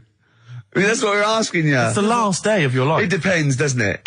If we're all in the same boat, if someone says, oh, unlucky, without bitterness, like, oh, we accidentally exposed you to some radiation poison, you got a day, or if it was like, there's a meteor coming this way, we're all in the same boat, I think it would be different. It depends whether it's you It would make no and the difference rest to of me. the world. No? I'd do the same thing. I'd steal a car and go joyriding. But like go mental. I'd be smashing stuff. I'd be knocking people over for a laugh. I'd be going crazy. It'd be like Grand Theft Auto. Right, It would be extraordinary. Brilliant. Driving through parks. That's what I did in the getaway. Yeah. I tried to play it seriously. Within about 10 minutes, I was just going around areas I knew, trying to knock people over. Yeah, I don't think I'd want to do that much. Seriously. You can watch telly, because you might not know how the thing ends. Sure. Yeah, be a waste of time. You could watch 24, couldn't you? If you had a day. Yeah. On DVD. Do that then, do that. Do that, yeah? Well, but I mean, let's be honest. Let's say you can take all the money out of your bank account. You can fly anywhere in the world. You can do whatever you want. Well, not a long flight. You could. Well, no, but you've got your Australia, you wouldn't make it, would you? No. Why wouldn't you go to the monkey sanctuary down in Cornwall and just go around cuddling as many monkeys as you can? I'm going to tell you something now. Go on. Go in there next week. Are you? Yeah. Taking my mum and dad away, because like Suzanne's mum and dad are there. What, you're donating them? Most people put them in a home. What are you going to say? How you monkey sanctuary is cheaper. Taking them down, taking them down to Cornwall. Hold on, I thought you said you'd never go away with parents again. No, but that was Suzanne's mum and dad. Oh, is this to get even or something? So we'll do that, and then we'll can it, then. That was your outing. Your phone and both sets of parents, and it goes, right, you won't be seeing us ever again on holiday. We've taken you away, Be careful that the monkey people don't buy you off your parents. Yeah. And don't make sure they don't leave any of the monkeys' food in the telephone box, because Dad will have that away. Yeah. No. I was talking to him about that the other day. About the nicking in phone boxes. And he Should we just explain that to Well, people? they live in a small village in Wales, and it's like one sort of utility store, and when it's shut, they leave your shopping in the telephone box across the road. And Karl's dad found out about this and goes and helps himself. Yeah, to other people shopping. That's terrible. Yeah, go on. And I was talking to him about that, saying, you know, have you picked up any surprises in the phone box? And he said, no. We were talking about other stuff he used to do. One of them used to be going in this supermarket, right, in Manchester. Yeah. Needs a new pair of shoes. Yeah. Go in, take a new pair off the shelf, pop them on, leave his old ones there. Really? And walk out again. Yeah, brilliant. Floor. And then you go in after and buy his old ones back like an idiot. Yeah. You'd go in the next day. They look nice. My dad's got a pair just like that. I've always wanted them. Can I have those? Incidentally, we don't advocate the stealing of shoes from shops. Or the joyriding and killing people. Unless you've got one day left. Okay. Or phone boxes. John, fighting. M. Gervais, merchant, Pilkington. The Girl in My Head by Elvis Costello and Burt Bacharach on this final XFM show. Ricky Gervais, Steve Merchant, Karl Pilkington. Well, we nearly got to wrap it up. I think we've got to do the Rockbusters winner and give someone those lovely prizes. Monkey News, then we're out of here. We'll maybe come back, maybe do some Christmas specials. I don't want to make any promises. Right then, first one. First one was Richard's kids. He cuts hair for a living. Yeah, what's that? That was, well, try and work it out. No, you know. there's no point. Dick's son, yeah, he was a barber. Barbara Dixon, right? Doesn't work. Dixon, well, again... Barbara Dixon. Right, Her name wasn't Barbara Dixon, was it? So, that's that one. Did Ronnie Corbett ever say, ladies and gentlemen, Miss Barbara Dixon? The second no, one... never did, did he? He never did. I have a problem saying the French word for well. What's the French word for well? Bon, isn't it? That's good. What? No, that's good, though. Bell? Well, no, what? Isn't it bien? Yeah. Yeah, all right. I have a problem saying it, so I can't say it. I can't say bien. I can't say bien. Can't say Kasabian, right? So they managed to work that one out. That's say, one of your worst. That can't say bien. Can't say bien. Can't say bien. It's not. No. And the last one. Work. That's terrible. 8 kebabs, 2 kebabs, plus 57 kebabs times 27 kebabs. This fella is struggling working it out. What's the answer there? DS, right? A Donna sum. Right, so he's struggling working it out. It's a Donna sum, right? So they got that right as well. So what was the answer? Donna Summer. Donna Summer. Yeah, Donna Summer. So just pick went one, out on a Steve. high then. Steve, just pick one. We went out on a high. That was shocking. What about let's have a look. There's well, it's the first one to get all three. Steve, what's the first one with all three? Well, there's so many here. Yeah, but it's just the first one that came through in time-wise. Probably that one. No, I don't like Rob because he's been slagging us off. In fact, no, let's give it to Rob. If he's the first. No, to be honest with you, Rob's been slagging us off, but at least he knows. I mean, at least he's got some taste. Yeah. You know. Yeah. Well, if he was the first, then Rob's the winner. Well, give Rob. He gets a Ladder 49 and a bunch of other DVDs. But that means he goes straight into the hat. Putting him in there now. I'm just going to write his name now. I'm going to throw that straight in the hat. I can imagine that. No one, even the people who've entered, are that excited. Not because the prizes aren't great, but I'm worried that they don't appreciate it, Rick. Do you know, I get the feeling that our listeners, they just don't appreciate the fact that we've gone to all this trouble. We've got the Homer Simpson drawing and things like that. I just feel like these people don't deserve it. Do you know what? It's weird. I just wish we had a better quality of listener. Like, people who listen to Radio 2, they deserve it. You know, they're elderly and infirm, some of them. It would really cheer them up. But our lot, you know, drug addicts. Yeah, let me pick it out. Truck drivers. So I've just put all the names in the hat, all the previous winners from the previous weeks. And is this Pilky going to put it out? Do you want Pilky or do you want Ricky? Oh, well, let's have the shaved monkey do it. All right. Plunge your hand in there. It's just, that's one, isn't it? That's it, just pull that one out, check who it is. Right, it's Gavin Thompson in Edinburgh. Well done, Gav. Are we going to get them up there? That's not his problem. You got to post them, you got to pay them. They're amazing prizes. Yeah, but the Spinal Tap one, it's about 5 foot, isn't it? Well, they can post it. It'll cost them a few quid. It's a radio station. I think he should have to come and collect it. No, just because then it'll at least it'll prove that Where's he's he interested. from? Edinburgh. Give it to Bob Geldof. I'll give it to Bob Geldof. He's walking up there, so he can look it. XFM. Chewing breaks. Fishing for a dream. That's what we're fishing for, isn't it? We're fishing for a dream today. What's that mean? Poverty. I don't know what I was talking about. It doesn't matter what you're saying, Rick. No one's listening. No one's listening. Well, we've got to finish anyway. Think about the fact that think how small our percentage of listeners is anyway. Anyway. and then you two are on stage at the moment. This is like broadcasting during Christmas dinner. This is the same. It's just on pointless. hospital radio. Yeah. Yeah, exactly. Where everyone's got an iPod for Christmas. Yeah. On the ward. yeah. Well, we've just got. We're going to go through now till 1:30, and I've got to rush off. I'm afraid to Live 8. Don't apologise, mate. When people see the glam that you're bringing to that event, they don't even care about the people introducing it. Comedians going, ladies and gentlemen, just get on with it. No, I agree. No, I've got a good joint here. Two blokes will get on with it. Bring on Madonna. But we're going to give it to them, Carl. We're going to go through to the end. We've done everything we have to do. Have we? Excellent. Look forward to that. Have we got a cheeky freak of the week? Do you want one? Yeah. I think we should have a jingle for this. Okay, I've got a jingle. It's very similar to chimpanzee. Chimpanzee there. Yeah. Well, let's hear it. Okay. Oh, cheeky freak of the week. Brilliant. Yeah, no, I think that's excellent. So, cheeky freak of the week. You've spotted a freak. This is where somewhat, I think, offensively, you pick on someone who's not like other people and say it's your favourite freak of that week. Yeah, I remember we had the woman whose legs look like the hind legs of a dog. We've had the little fella with the aging disease with a little head playing the piano. That was your favourite. I think that's your probably freak of the year, isn't it?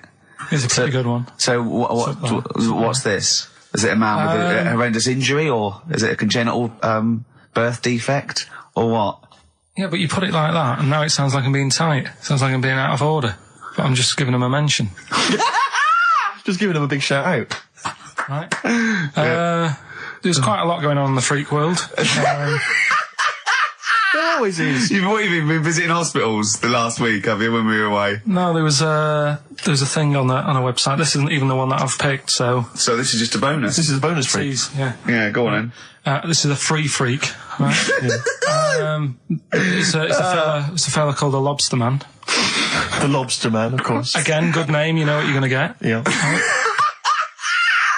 What are you going to get? Some succulent meat. I like the idea that the vicar on the christening suggested that. I don't want to call him Mark. Can I make a suggestion? Yeah. Look at his hands. What's his name? Mark Michael Webster. Right. Right. Have you thought about a nickname? Not really, no. Have you looked at his hands? Yeah, we don't want to talk about that because do you know they look a little bit like lobsters? Well, yeah, but it's quite deformed. It's like, we Can I suggest Lobster Man? That's terrible, Vicar. That is terrible, Vicar. Pinchy. Go on then. We're going to see. This is what the sort of feature you come up with, Karl. So Lobster Man. There's probably people listening now with, lobster feet. Right. Lobster hands. So Squid Boy. So Lobster Man, what does Lobster Man do? Does he fight crime? Not that much. Okay. Apparently he got into a bit of trouble. He was in a restaurant, and this was years ago, by the way. And someone picked him to eat him. No, so apparently the waiter said, "Oh, you shouldn't be sat here. You should be in my pan," or something. Oh dear. And they had a fight, got out of hand. Yeah. Got out of claw. And yeah. So that was. What do you mean they had a fight? What did he do? A waiter took the mickey out of someone with. No. No, can I just make clear? I'm assuming his hands look a bit like those of a lobster. Yeah. Yeah, well, it's fused, so it's just like two big fingers. They're fused, I assume, probably in the womb, and they're just like, instead of like having 5 digits, they're fused in it. But he can pick stuff up, can't he? Yeah. What does he pick up? He mainly eats crabs and jellyfish, doesn't he? Yeah. Yeah. So he was having a fight with the waiter. He snipped off his nose. Right, so anyway, he just held on to the waiter's bib. Yeah, and the waiter was screaming, "Go and get him off me!" Yeah. So anyway, does he eat other lobsters? Does he think he would eat lobster, or is it kind of? Would he feel bad about eating lobster? Right. The little cheek of the freak that we've gone for anyway. The what? The little freak of the week, cheeky freak of the week. We've gone for this Siamese lad. Okay. Right. Happened back in. You can't have a Siamese lad, can you? All right. Yeah. This Siamese twins happened back in 1693. Oh, he's got a date. Blimey, that's the first time ever. Yeah. And all it was, he was doing all right for himself. He used to go on those circus things he used to do. They're two people you're talking about, Karl. So we're going to him. All right then. All right. They did this circus show, right? Yeah. And everything's going well. They they're selling out the tents and stuff, people coming to see them. Yeah. He was doing all right for himself. Yeah. Right? Sorry, before I said that, did you think a Siamese twin was a man with two heads? Well, it can be, can't it? It depends. There's two people, they're conjoined. No, but it depends, doesn't it? The one that I shown you in that book that time was a fellow with two heads. No, it wasn't. That was a stupid picture in one of your stupid books that he had a growth that looked a little bit like it had a face on it. It wasn't a man with two heads. You're the same sort of people who send potato chips to Esther Ranson and say, doesn't it look like Norman Cook? Yeah. It's not two heads. We'll bin this feature. No! No, they're two people. They're two people.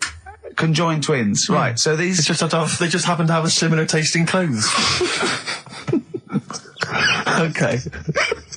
Anyway, so they were doing all right, and it all went wrong when he crossed the road, got run over. The lad with two heads got run over. That's it.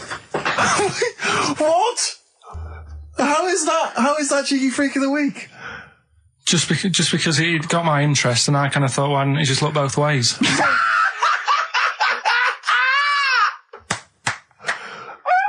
I'm intrigued to know Why wasn't he looking both ways? I'm intrigued to know how you get run over. What was it, 1629? Yeah. Well, it's horses and that, wasn't it? Yeah. Oh, why wasn't he looking both ways? Karl Pilkington, you are a genius. Play a record, you fool. Well done, Karl. More Cheeky Freak of the Week next week. See what's going on. In the freak world. Yeah. Cheeky Freak of the Week. Have you got a Cheeky Freak of the Week? Got that. Got Yeah. that. So what deformity is it this week that you're ridiculing? Well, keep listening. Cheeky Freak of the Week, do you want to... Oh, definitely. Should we do Cheeky Freak of the Week? Cheeky Freak of the Week? I can't wait. I'll always do these. I'd start off with these. All right, well, let's have the jingle for Cheeky Freak of the Week. Oh, no. Do you remember it? No. I remember it. Oh, Cheeky Freak of the Week. Brilliant. Something like that? I want some more, though, because that was slightly half-high. Oh, Cheeky Freak of the Week.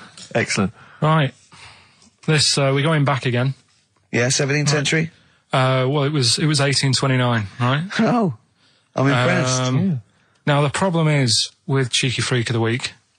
Not so much the week, is it, if you're going back to 1829? Well... Not even of the century. You haven't even done Cheeky Freak of the century. There's... What's the problem with Cheeky Freak of the Week? Just because... Other than the sort of moral implications. Yeah. Yeah. Well, last week, it was a fellow with two heads. Yeah. We've done Siamese twins. It's Siamese twins again. Oh, No, it was Siamese again. twins. It wasn't a fellow with two heads last week. It was Siamese twins. Conjoined twins, sorry. They're two different people. This is what I'm telling you. But this is the problem. They're going to crop up quite a lot just because they've got double a chance. All right? Oh, please don't write in and complain. He knows not what he does. You understand, don't you? Karl will actually feature one day in this section. Yeah. So, right, go on, Karl. We're going back to 1829. Yeah. All the way back there to It's a 1829. retro conjoined twin link.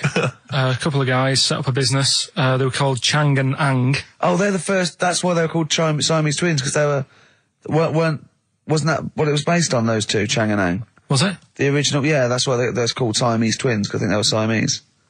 So these are the first ones. Well, they're not the first ones, but they're the ones that got to fame, I think, and why people started calling them. So people started calling conjoined twins Siamese twins. I think I'm right there. Anyway. Good. Well, the sort of set up business, sort of going around the US. Well, both of them. And Europe, yeah. Yeah. And what they used to do, people were amazed by it anyway. But Yeah. people wanted to know how they get through life doing certain things that you think about. When you think about Siamese twins, you think about, how do you get through a day like that? Yeah. Right? And the thing that cropped up the most with people was how they take a bath. So they used to go on tour around the US and Europe and sit in a bath, have a wash and that. And Did they ever wash each other by mistake? They go, oh, that ends there.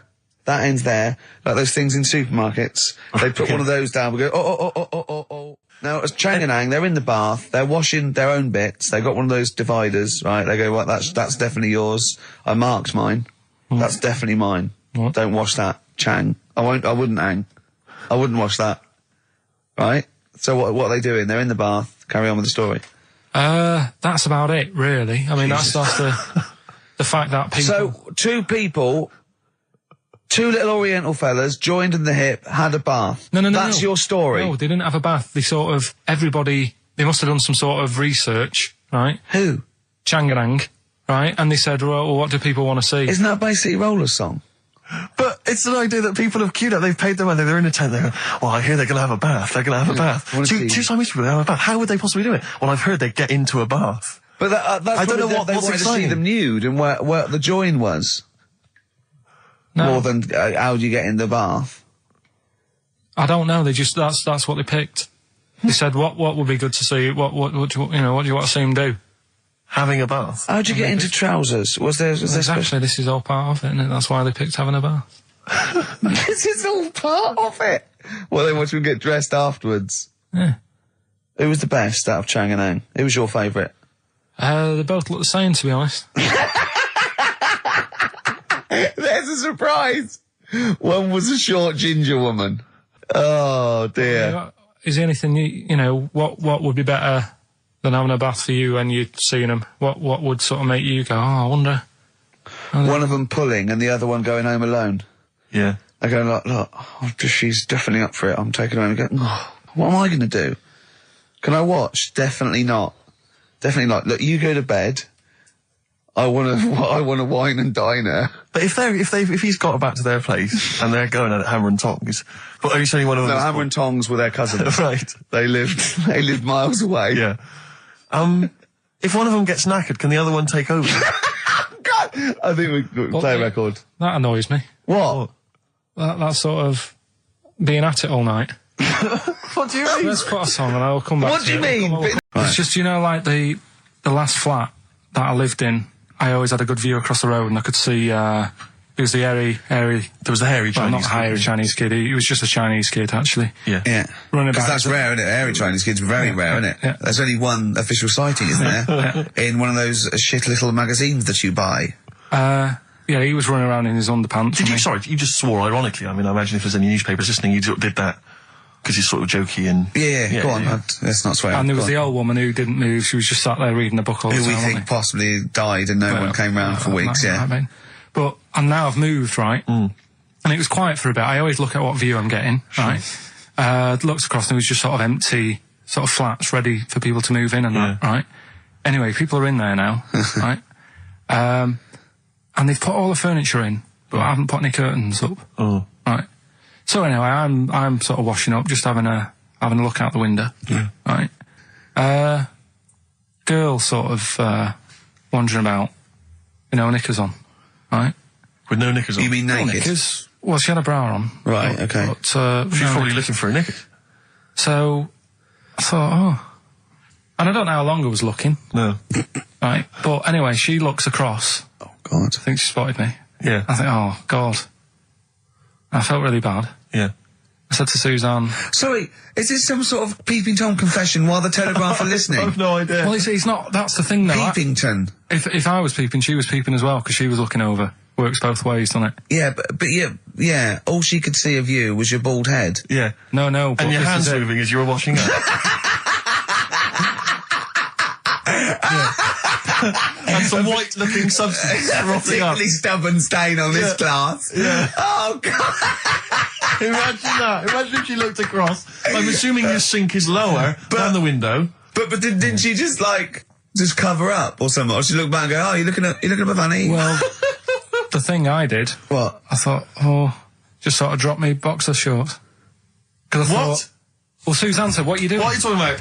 What are you talking about? No, just so they can see me cheeks of me. What are you talking about?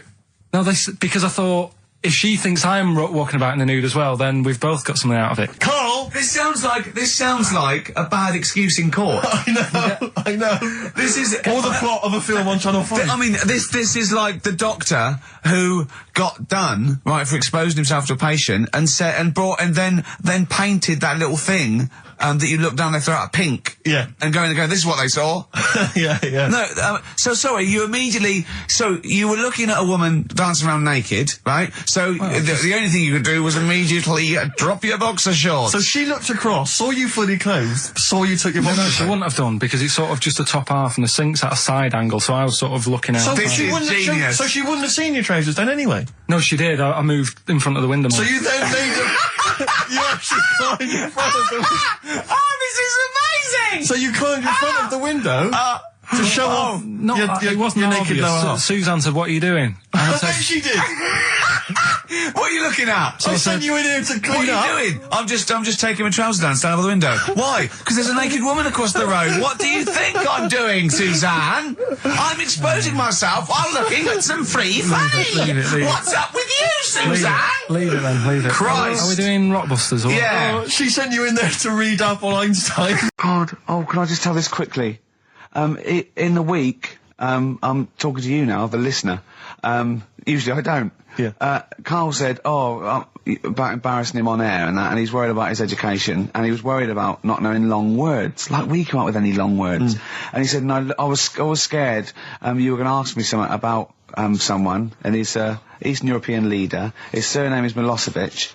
And Karl said, so I learnt it this week, and learnt it so you can't catch me out in case you start. I said, what? And he said, he thought about it, and he went, Flobodan Milosevic. got the surname right though, didn't he? So what's his name? Right? What's his name? That's how Bill and Ben would address this leader. How would they have said it? Flobodan Milosevic. What's his name? Slobodan Yeah. Milosevic. Yeah. Well done. Look at Gervais with me, Steve and Karl. Karl, why have you got a headache? You got a headache? Just a bit stressful because the moves on this. Girlfriend was away, wasn't she, yesterday? Yeah, I always have a problem with that. I always have, because you don't go to bed, do you, early? Do you know what I mean? You sort of think. I just always find that thing that if you're used to living with someone, Yeah. one of you will go, let's go to bed. Then you'll go, all right. But when you're on your own, you go. You just forget to go to bed. I just stay up. Okay, stop eating now, Karl. You've ate all the food. That's just a plate. All right. Okay. Yeah. No, I stayed up and watched. There was a thing on about Dracula, Right. What, Dracula? and I found a flaw in it. Go on. Not the fact that he's the living dead and No. and drinks blood to stay alive and he doesn't reflect And he can in turn into a mirrors. bat. Well, And you can go on. the mirror thing. You can't look in mirrors, can he? Well, he can look in mirrors, but he can't see himself in a mirror. Yeah. That still doesn't work. Go Okay, on. go on. It doesn't work at all, Karl. It doesn't work Go anyway. on. Well, Centre parting's always really neat. His centre parting's always really how does he do it if he can't look in the mirror? Blood on the floor or something it was called. Rubbish. I love the flaw in the Dracula film is that his centre parting's too neat. How does he do it without a mirror? Oh. Was it a documentary about Dracula? No, Yeah, there was the real it's Dracula. The real called- Dracula. Is it? Yeah, the real Dracula, the It's true just a story. film. It had blood on the floor or something. It's called. Yeah. It's rubbish. From 1970. Yeah. Right, but you say that and watch that. You know there aren't Yeah, really sure. vampires in that sense. Yeah. Yeah, but it still annoys you that his centre parting was too neat. Well, if you're going to do it, do you know what I mean? I'd like to see him with a fringe sort of pushed forward and maybe a hood up, alright? Come to suck your blood and that, alright? Yeah, just bits of tissue paper all over his face where he's cut himself shaving. Oh, can't see. Bloody mirrors annoying me, alright? I'd love to see that. A little mank Drac. That'd be great, wouldn't it? Well, that might be a film that we do in our movie. Mancula. Just getting onto that. Mancula. Count Mancula. Alright? You got any rave? You got any rave music? Like, huh? Got any Oasis like that? That'd be brilliant. He came from Manchester. Please welcome Mancula. Alright? That'd be great, wouldn't it? His hair's a mess. Well, I can't see in the mirror, can I? As I was coming in, there was like a bunch of posh lads, I think university students, trying to get in because they're doing one of those scavenger hunts that they have to get points for charity and do stuff, and one of theirs is get on a live radio show. Right. So I sort of felt sorry for them. So I said they could come on here just for 5 minutes. Who are That's they? all right. They're just Are they toffs? they are sort of like toffs, but they're trendy toffs. They're obviously Trendy toffs? I don't know Yeah. what's that. Is that like Lady Victoria Hervey? Is she a No, I don't mean that. No, they're both sort of like that. Will of Pop Idol. Right. They're like him, sort of like trendy but posh. Okay. They seem nice enough, and they're doing it for a cancer charity. And they just get... They've got, what is it, like they got their sponsor to do various... Exactly, I don't know quite know how it works, but they're gonna come on and, because we get, for coming on this live radio show, they get 17,000 points. Right, good. If I can put that in context... Yeah. If they were to say, did it help deliver a baby, they only get 7,250 points. But it's much easier. It is. There's lots of women just happily dropping sprogs all over the place. You can't get on a live radio show these days for love nor money. That's true enough. You know what I mean? Yeah. So, when are they coming in? Carl said they're going to just... 1:30, I had a word with them. Okay, what did you make of them? They are posh. Really? But they said they're going to wander about and go and see if they can deliver a baby and that. And then come back here for 1:30. And I don't know if it... I hope they don't, like, leave a baby sort of half out, you know, if they've got it, you know, they're... Push, sorry, we're going to have to shoot off, we've got to go and see... We've got to play an instrument in a marching band for 8,500 points. Well, I did say be here definitely at 1:30 because I don't want you getting in the way of the white van questions. And the other thing is, right, they get 7,500 points for delivering a baby, but they get 9,000 points if they cut Peter Stringfellow's hair. Well, he's very precious about his hair. It's a more delicate operation, isn't it? There's more that can go wrong. That's true enough. Take an unconventional animal for a walk in a park. What is an unconventional animal? I think that could be a dog that just doesn't play by the rules. Yeah, that's a dog that's into Slipknot. Yeah, that wheeze in a urinal. Yeah, exactly. Standing up. Exactly. Yeah, well, I'm looking forward to that. Well, yeah, I'm sure they're lovely guys. Good luck to them. Yeah, we'll see you later. Well, we're back, and there's a few more people here. Absolutely, well done. Yeah, yeah. Well observed. Yeah. Do you want to say hello? Yeah, hi guys. And what are you doing here? This is Mark and James, or Sco and Belch, and we're here. Sorry, your name's what? Sorry, say the last bit again. Or what? Sco and Belch. Sco and Belch? Yeah, that's right. Do you want to explain that? No. No, from the drinking games, I imagine. Yeah. We've got worse names than that, but it's radio, so. Sure. Now, you're presumably students? We've just we kind of graduated. We've been in work like about a year or two. And what do you do? I work for a management consultancy. I work for a distribution company up in Birmingham. Well, okay. So Now, what you're doing is a scavenger hunt, and you're raising for cancer charity Cancer research. Right, and you've got to do. And this is we're just helping you out here because for 17,000 points, you have to get live on a TV or radio show. That's exactly it. So here we are. That's why we're here. Yeah. Do you ever listen to XFM? I know of it. Yeah, I listened to it a few times. Sure. What kind of music, what kind of sounds would you normally be into? I love cheesy radio, sort of school disco, sort of, 80s stuff. Sure. Sorry, what was your name again? Mark, or Sco. Sco. Okay. And you're... Belch. And what sort of sounds would you be grooving to, Belch? Cheesy. UK garage? Well... Craig David. A bit of house, just very occasionally. Sure. A bit of cheese. It depends what kind of mood I'm in, you know. Now, you don't listen much, but I mean, kiss a celeb because Karl. Yeah, we actually wanted to do that with you, Ricky. Is that right? No. That's not going to happen with Ricky, but Karl's now got his name mentioned in Heat magazine. Is that right? Well, so that's if you want to snog Karl, we'd love to see that. I mean, we don't want to snog Karl, but I mean, we were thinking if there was kind of a female presenter here, we might be able to do something. But what are you saying? A female placenta. Well, if you've got one. Have you seen some of the female presenters that work on XFM? Oh, presenter. Is that why they're on radio? I thought you said placenta. That's unlikely. I know. Well, now, what's the other things you've got to do here? So what are some of the things you've done already? Well, some of these worry me, like start a fire in Pudding Lane. Oh, we've done that already. For 4,700 points. Well, I'll tell you what we have done. We've been on Phantom of the Opera stage already. Have you? Yeah, we just asked the stage door guy. Sure. And, that wasn't during the show, I see. No. And that's right. He actually mentioned that. We shouldn't speak about that too. Otherwise, he'll get sacked. But he was really kind. Let us on. We've jumped in Trafalgar Square Water with doing a sort of Friends impersonation. So that was right. How many points did you get for that? We got 2,000 points for that. We got 8,000 points for being on the stage at Phantom of the Opera. Yeah. And we get double that. We get like 18,000 points, which is almost the maximum for being here right now. Really? So that's absolutely great. Honestly, I wouldn't worry about the little things. I'd go for the big. That's it. We're not interested in the little stuff. We want to go for the big stuff. Yeah. So what the big ones are? Get on stage with S Club 7. That's not going to happen, is it? When have you got till 6 today? Well, S Club 7 are on at the London Arena at about 2 o'clock. So good luck. Okay. But I think it's going to be very, very difficult to get on there. But I think so. Yeah. Get in the vaults of a bank. Yeah. See, some of these are bordering on the illegal. That's 20,000 points for that. Like getting a cage at London Zoo. Don't do that.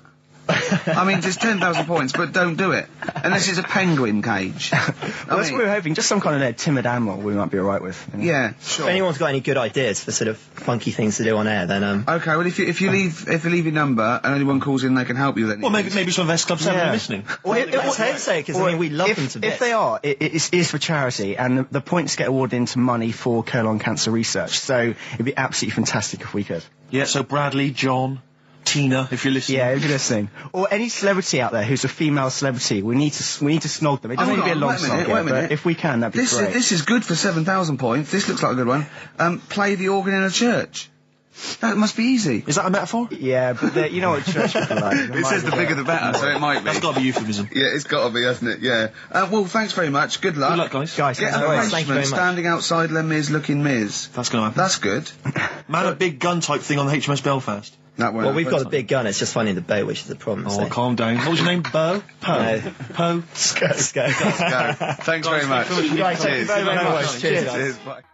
Well, obviously, Karl was out with me last night, and he saw that he knows I'm a ladies' man, and that was obvious. Karl, you could see the vibe around me, couldn't you? When the chicks were talking to me, and just remembered recently, actually, I was on a train coming back from hometown Bristol, and I was on the train, and this girl walks on, good-looking girl. I thought, hey up, a largely empty carriage. I'm thinking, my luck's in, because I take every opportunity, Karl. That's the thing about me, I don't choose. She was a good-looking girl. She sat down. I thought she sat down right near me. I thought, brilliant. As this guy comes up behind her, and says, I think it's probably a boyfriend or something. Sits down next to her. And I listened in on the conversation, obviously, because I'm pretending to read. It was very clever. I read the same page for hours, so I was pretending to listen. I was listening, but pretending to read. And I realised that it's not her boyfriend or anything. It's just some guy she's met on the platform. And I'm thinking, brilliant. If she's the kind of girl who's just going to start talking to someone, on a platform, on a train, brilliant, I'm going to be in here. Because he was only going one stop. So I'm thinking, what's the worst that can happen? He'll nick off, I'll get chatting to her, and who knows, I could join the... is there a train equivalent? Foot High Club. The Foot High Club, brilliant. And so I'm excited, I'm listening in. And it turns out that they're both kind of graduates who've just finished university, or they're coming to their finals or something. And they're chatting away, and he's making a couple of witticisms, and she's kind of tittering at his jokes. I'm thinking, I'll tell you this, if she's laughing at this kind of material, I am going to blow her away, with my kind of anecdotes and wry observations, It was weak stuff, I got to be honest. Really? He was coming out with nothing. He was running on empty, as far as I'm concerned. Yeah. And she was loving it. So I'm thinking, brilliant, I'm going to be right in here. And then they get moving on to higher brow things, and I think she was going to study kind of Marxism or something like that, or communism, something. And she was asking him, by way of conversation, she was asking him what he knew about Marxism, And he was fumbling for his vague knowledge of it that he had in his life. And I'm just sat there thinking, come on, love, in any given capitalist environment, the proletariat will revolt against their oppression by the bourgeoisie, and after a brief period of socialist rule, emerges a classist society governed by community cooperation. Well, if that sort of talk wouldn't get a woman hot, I don't know what you'd use then. If Marx and Engels is not going to get a woman sweaty down below, then nothing is. Then my name is not Steve. You're just biding your time. Exactly. I'm just going to go in for the kill any minute. Yeah. So anyway, it comes to his stop. Right, he gets up. I'm thinking this is a piece of cake, and he gets off, and off he goes. He walks off, and I'm thinking brilliant. And I thought, I'll wait. I'll wait till the train's pulled away. I'm not going to leap in straight away. No. And he comes back along the carriage, and I'm thinking, hang on a minute. He goes, listen, do you mind if I give you my email address? Oh. Right, and if you want to get in touch, email me. I'm thinking, come on, you loser, get off now. Save your face, please, before it's too embarrassing. She accepts the email address because she obviously doesn't want to hurt his feelings, whatever. I'm thinking, fair enough. She's a good woman. I'm liking her. I'm loving her. I'm thinking, that's my kind of girl. So anyway, he gets off. I'm sat there, the train pulls away. I'm thinking, I'll wait a few minutes, I'll just, give her some time. Her phone rings. It's her friend on the phone. And she starts saying, and I was listening in, and she was going, just met a guy on the train. I'm thinking, that's true enough. She goes, he was a good-looking guy. I thought, you're having a laugh, love. To be honest. Because I was looking at him, and she said to her friend, he looks a bit like tennis player Boris Becker. I thought, you should be so lucky, frankly, because I saw him. He had awful facial hair, if that's what makes him look like Boris Becker. Terrible little goatee beard. It was laughable. I thought, I don't know. And then she goes the thing, and she's like, I met him, we got chatting and stuff, and she was going, it's not often that you meet someone, generally in life, who's, kind of thoughtful and intelligent and funny. I thought to myself, I'm not even going to waste my time with you, love. Frankly, if that's what you thought of him. You just walked Yeah, away. and I'll be honest with you, I didn't even bother talking to her. No, you were I just didn't even above waste it. my time with If her. she thinks that bloke is not If only she thought great he was looking, funny, but great funny looking. and intelligent, and she got on well, and he was polite, and it was a chance meeting, and he thought, and she thought that you were like a freaky looking dork who didn't even have the nerve to If speak. that is what if that's she what was she thinking, thinks, then she's I don't want to know her. I couldn't. You walked away, and good luck to you. And I have my dignity intact. Yes, and she's nothing. It is a bit like being Dennis Norden, playing some great moments from the show. I was just imagining Dennis Norden one day, sort of just like waking up out of his stupor. He's doing this, and he'd go into the producer and go, I've just seen a couple of my programmes. I just saw It'll Be Right on the Night 18. It's It is terrible. Why didn't someone tell me? Well, we didn't want to upset you because, you know. But I've been doing it way too long. Well, you could just let me go on forever. Well, until you died, yeah. Well, why can't my son take over? Well, he's 80, Dennis. And the jokes I'm doing, they're awful.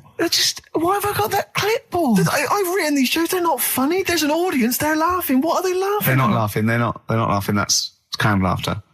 Who are those audience? Who goes to an audience for It'll Be Right on the Night? A lot of them are older than you. It can't be right. Do you know we have 15% fatality in one of your audiences? But I went home at Christmas. I watched one of the episodes. Yeah. I was with my family and friends. I said, watch this, you'll love it. Stony face. No one laughed. They all thought it was Well, it is.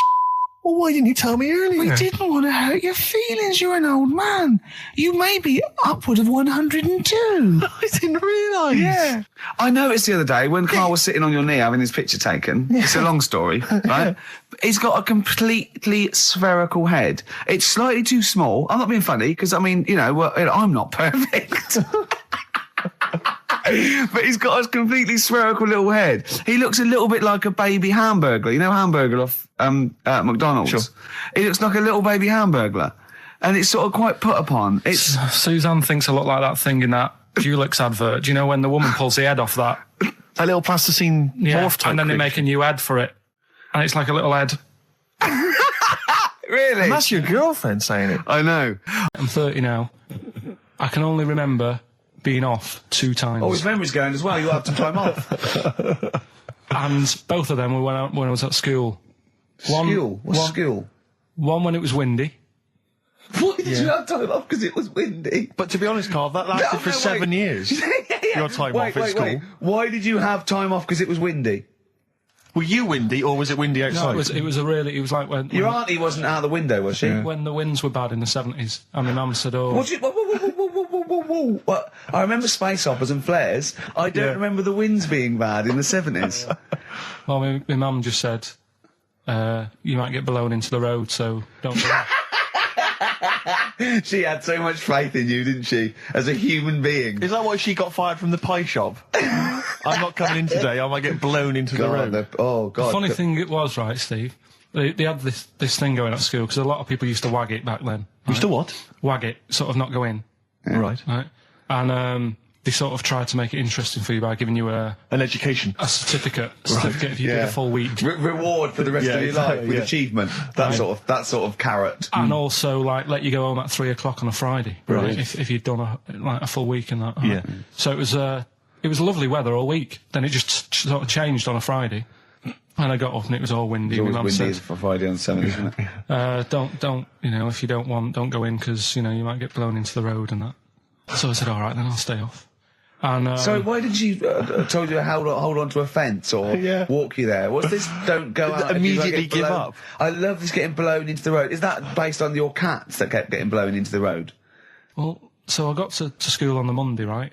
And the teacher said, right, today, to punish you, you're the only one who wrecked the whole week, right? Everyone else came in.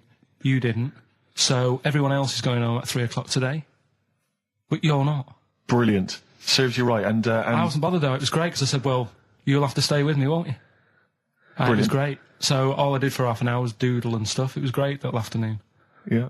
And that was ages ago. That was like when I was about 8. And that's one of the times I was off ill. Yeah. So it was, but that wasn't even ill. That was wind. Yeah. Yeah. So, right. I didn't realise. Yeah.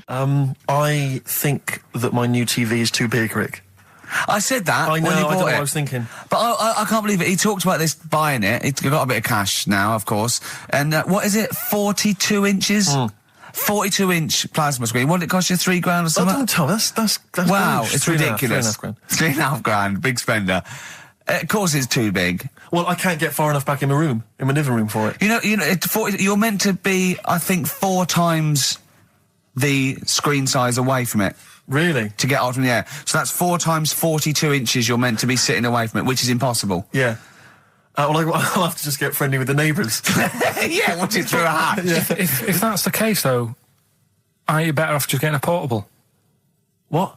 I don't understand that rule. What are you saying? Well, you're meant to be 4 times the screen size away from the TV.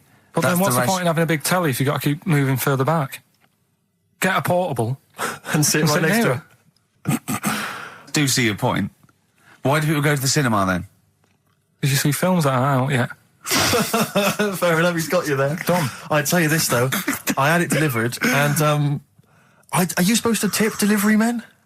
Of course you are. I don't know. You see, I've never had anything delivered before. I never spent that much money. Not if it's a courier with an envelope, but if it's a bloke who's struggled up the stairs, two fat blokes with a fridge, then give him a $5 for a drink. But the problem was, I didn't realise, and I was thinking to myself, I wonder if I've got to tip him. And the guy was leaving, and my mobile phone went off in my pocket, and I reached in to get it. He put his hand out, thinking it was a tip. I went, it's just my phone. And I felt terrible after he left. I didn't know. What was I going to do? Run down the street and offer him a $5? No, of course not. No. I'm not made money. I just spent it on TV. Yeah, I've got no money, mate. Yeah. I just spent it all on this. I had to clean out my jar, everything, the drawers. Yeah, I'd take some bottles back. The problem was it took me forever to wire it in. I thought I'm not going to pay for someone to wire it up, you know. So it took me about 3 hours to wire it in, and it was huge. And I got it switched on, and the first program that was on when I got it wired in was Bargain Hunt. I'll tell you this, David Dickinson's tan almost took me eyeballs out. It was incredible. It was like X-rays. It was extraordinary, the glow. I know, a huge plasma screen with this orange thing coming out, and he keeps turning to the camera, doesn't he? Just to get you. Yeah, he turns away. You get a bit closer. They go, "What's he doing?" He just turns around, takes the cornea off. What do you think, Bargain Hunters? Bargain Hunters. Oh dear, that's why I'd buy a plasma screen to watch Bargain Hunt. I mean, it's ludicrous. This is the problem, is because what do you watch? I mean, have you watched anything that's been worth having? The only thing I've watched really worth watching. 24. Well, 24 works great, but also films. Obviously, that's the main reason I bought it, because films just look amazing on there. Yeah, DVD on the plasma screen. There's that one.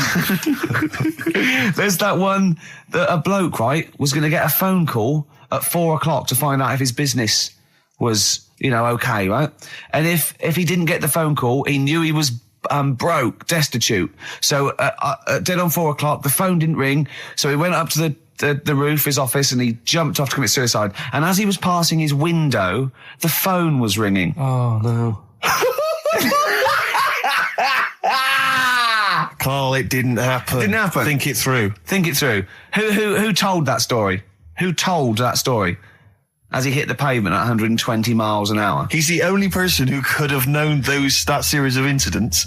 Also, why didn't he wait? As his life's at stake, why didn't he wait till 5 past? I'm going to give it 5 minutes just in case. In case the lights are busy. Yeah.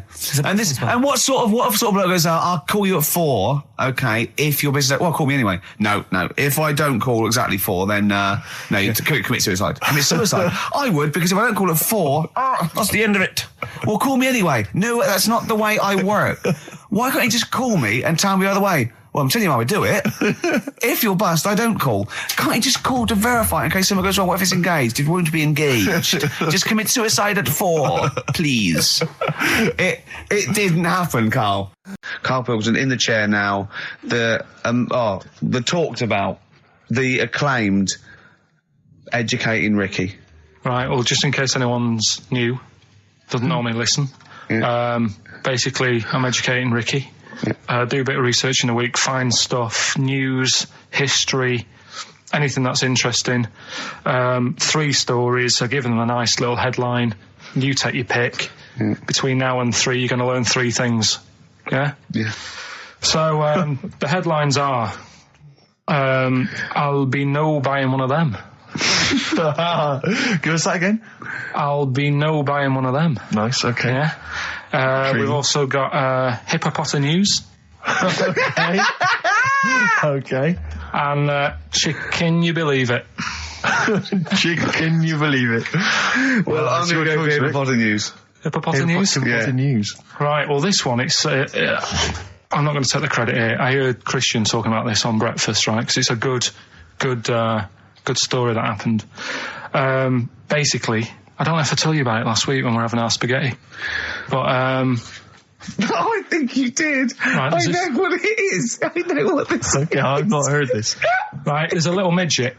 Right, there's a circus. I'm loving it already. Circus going on somewhere. I think it was in America. Yeah.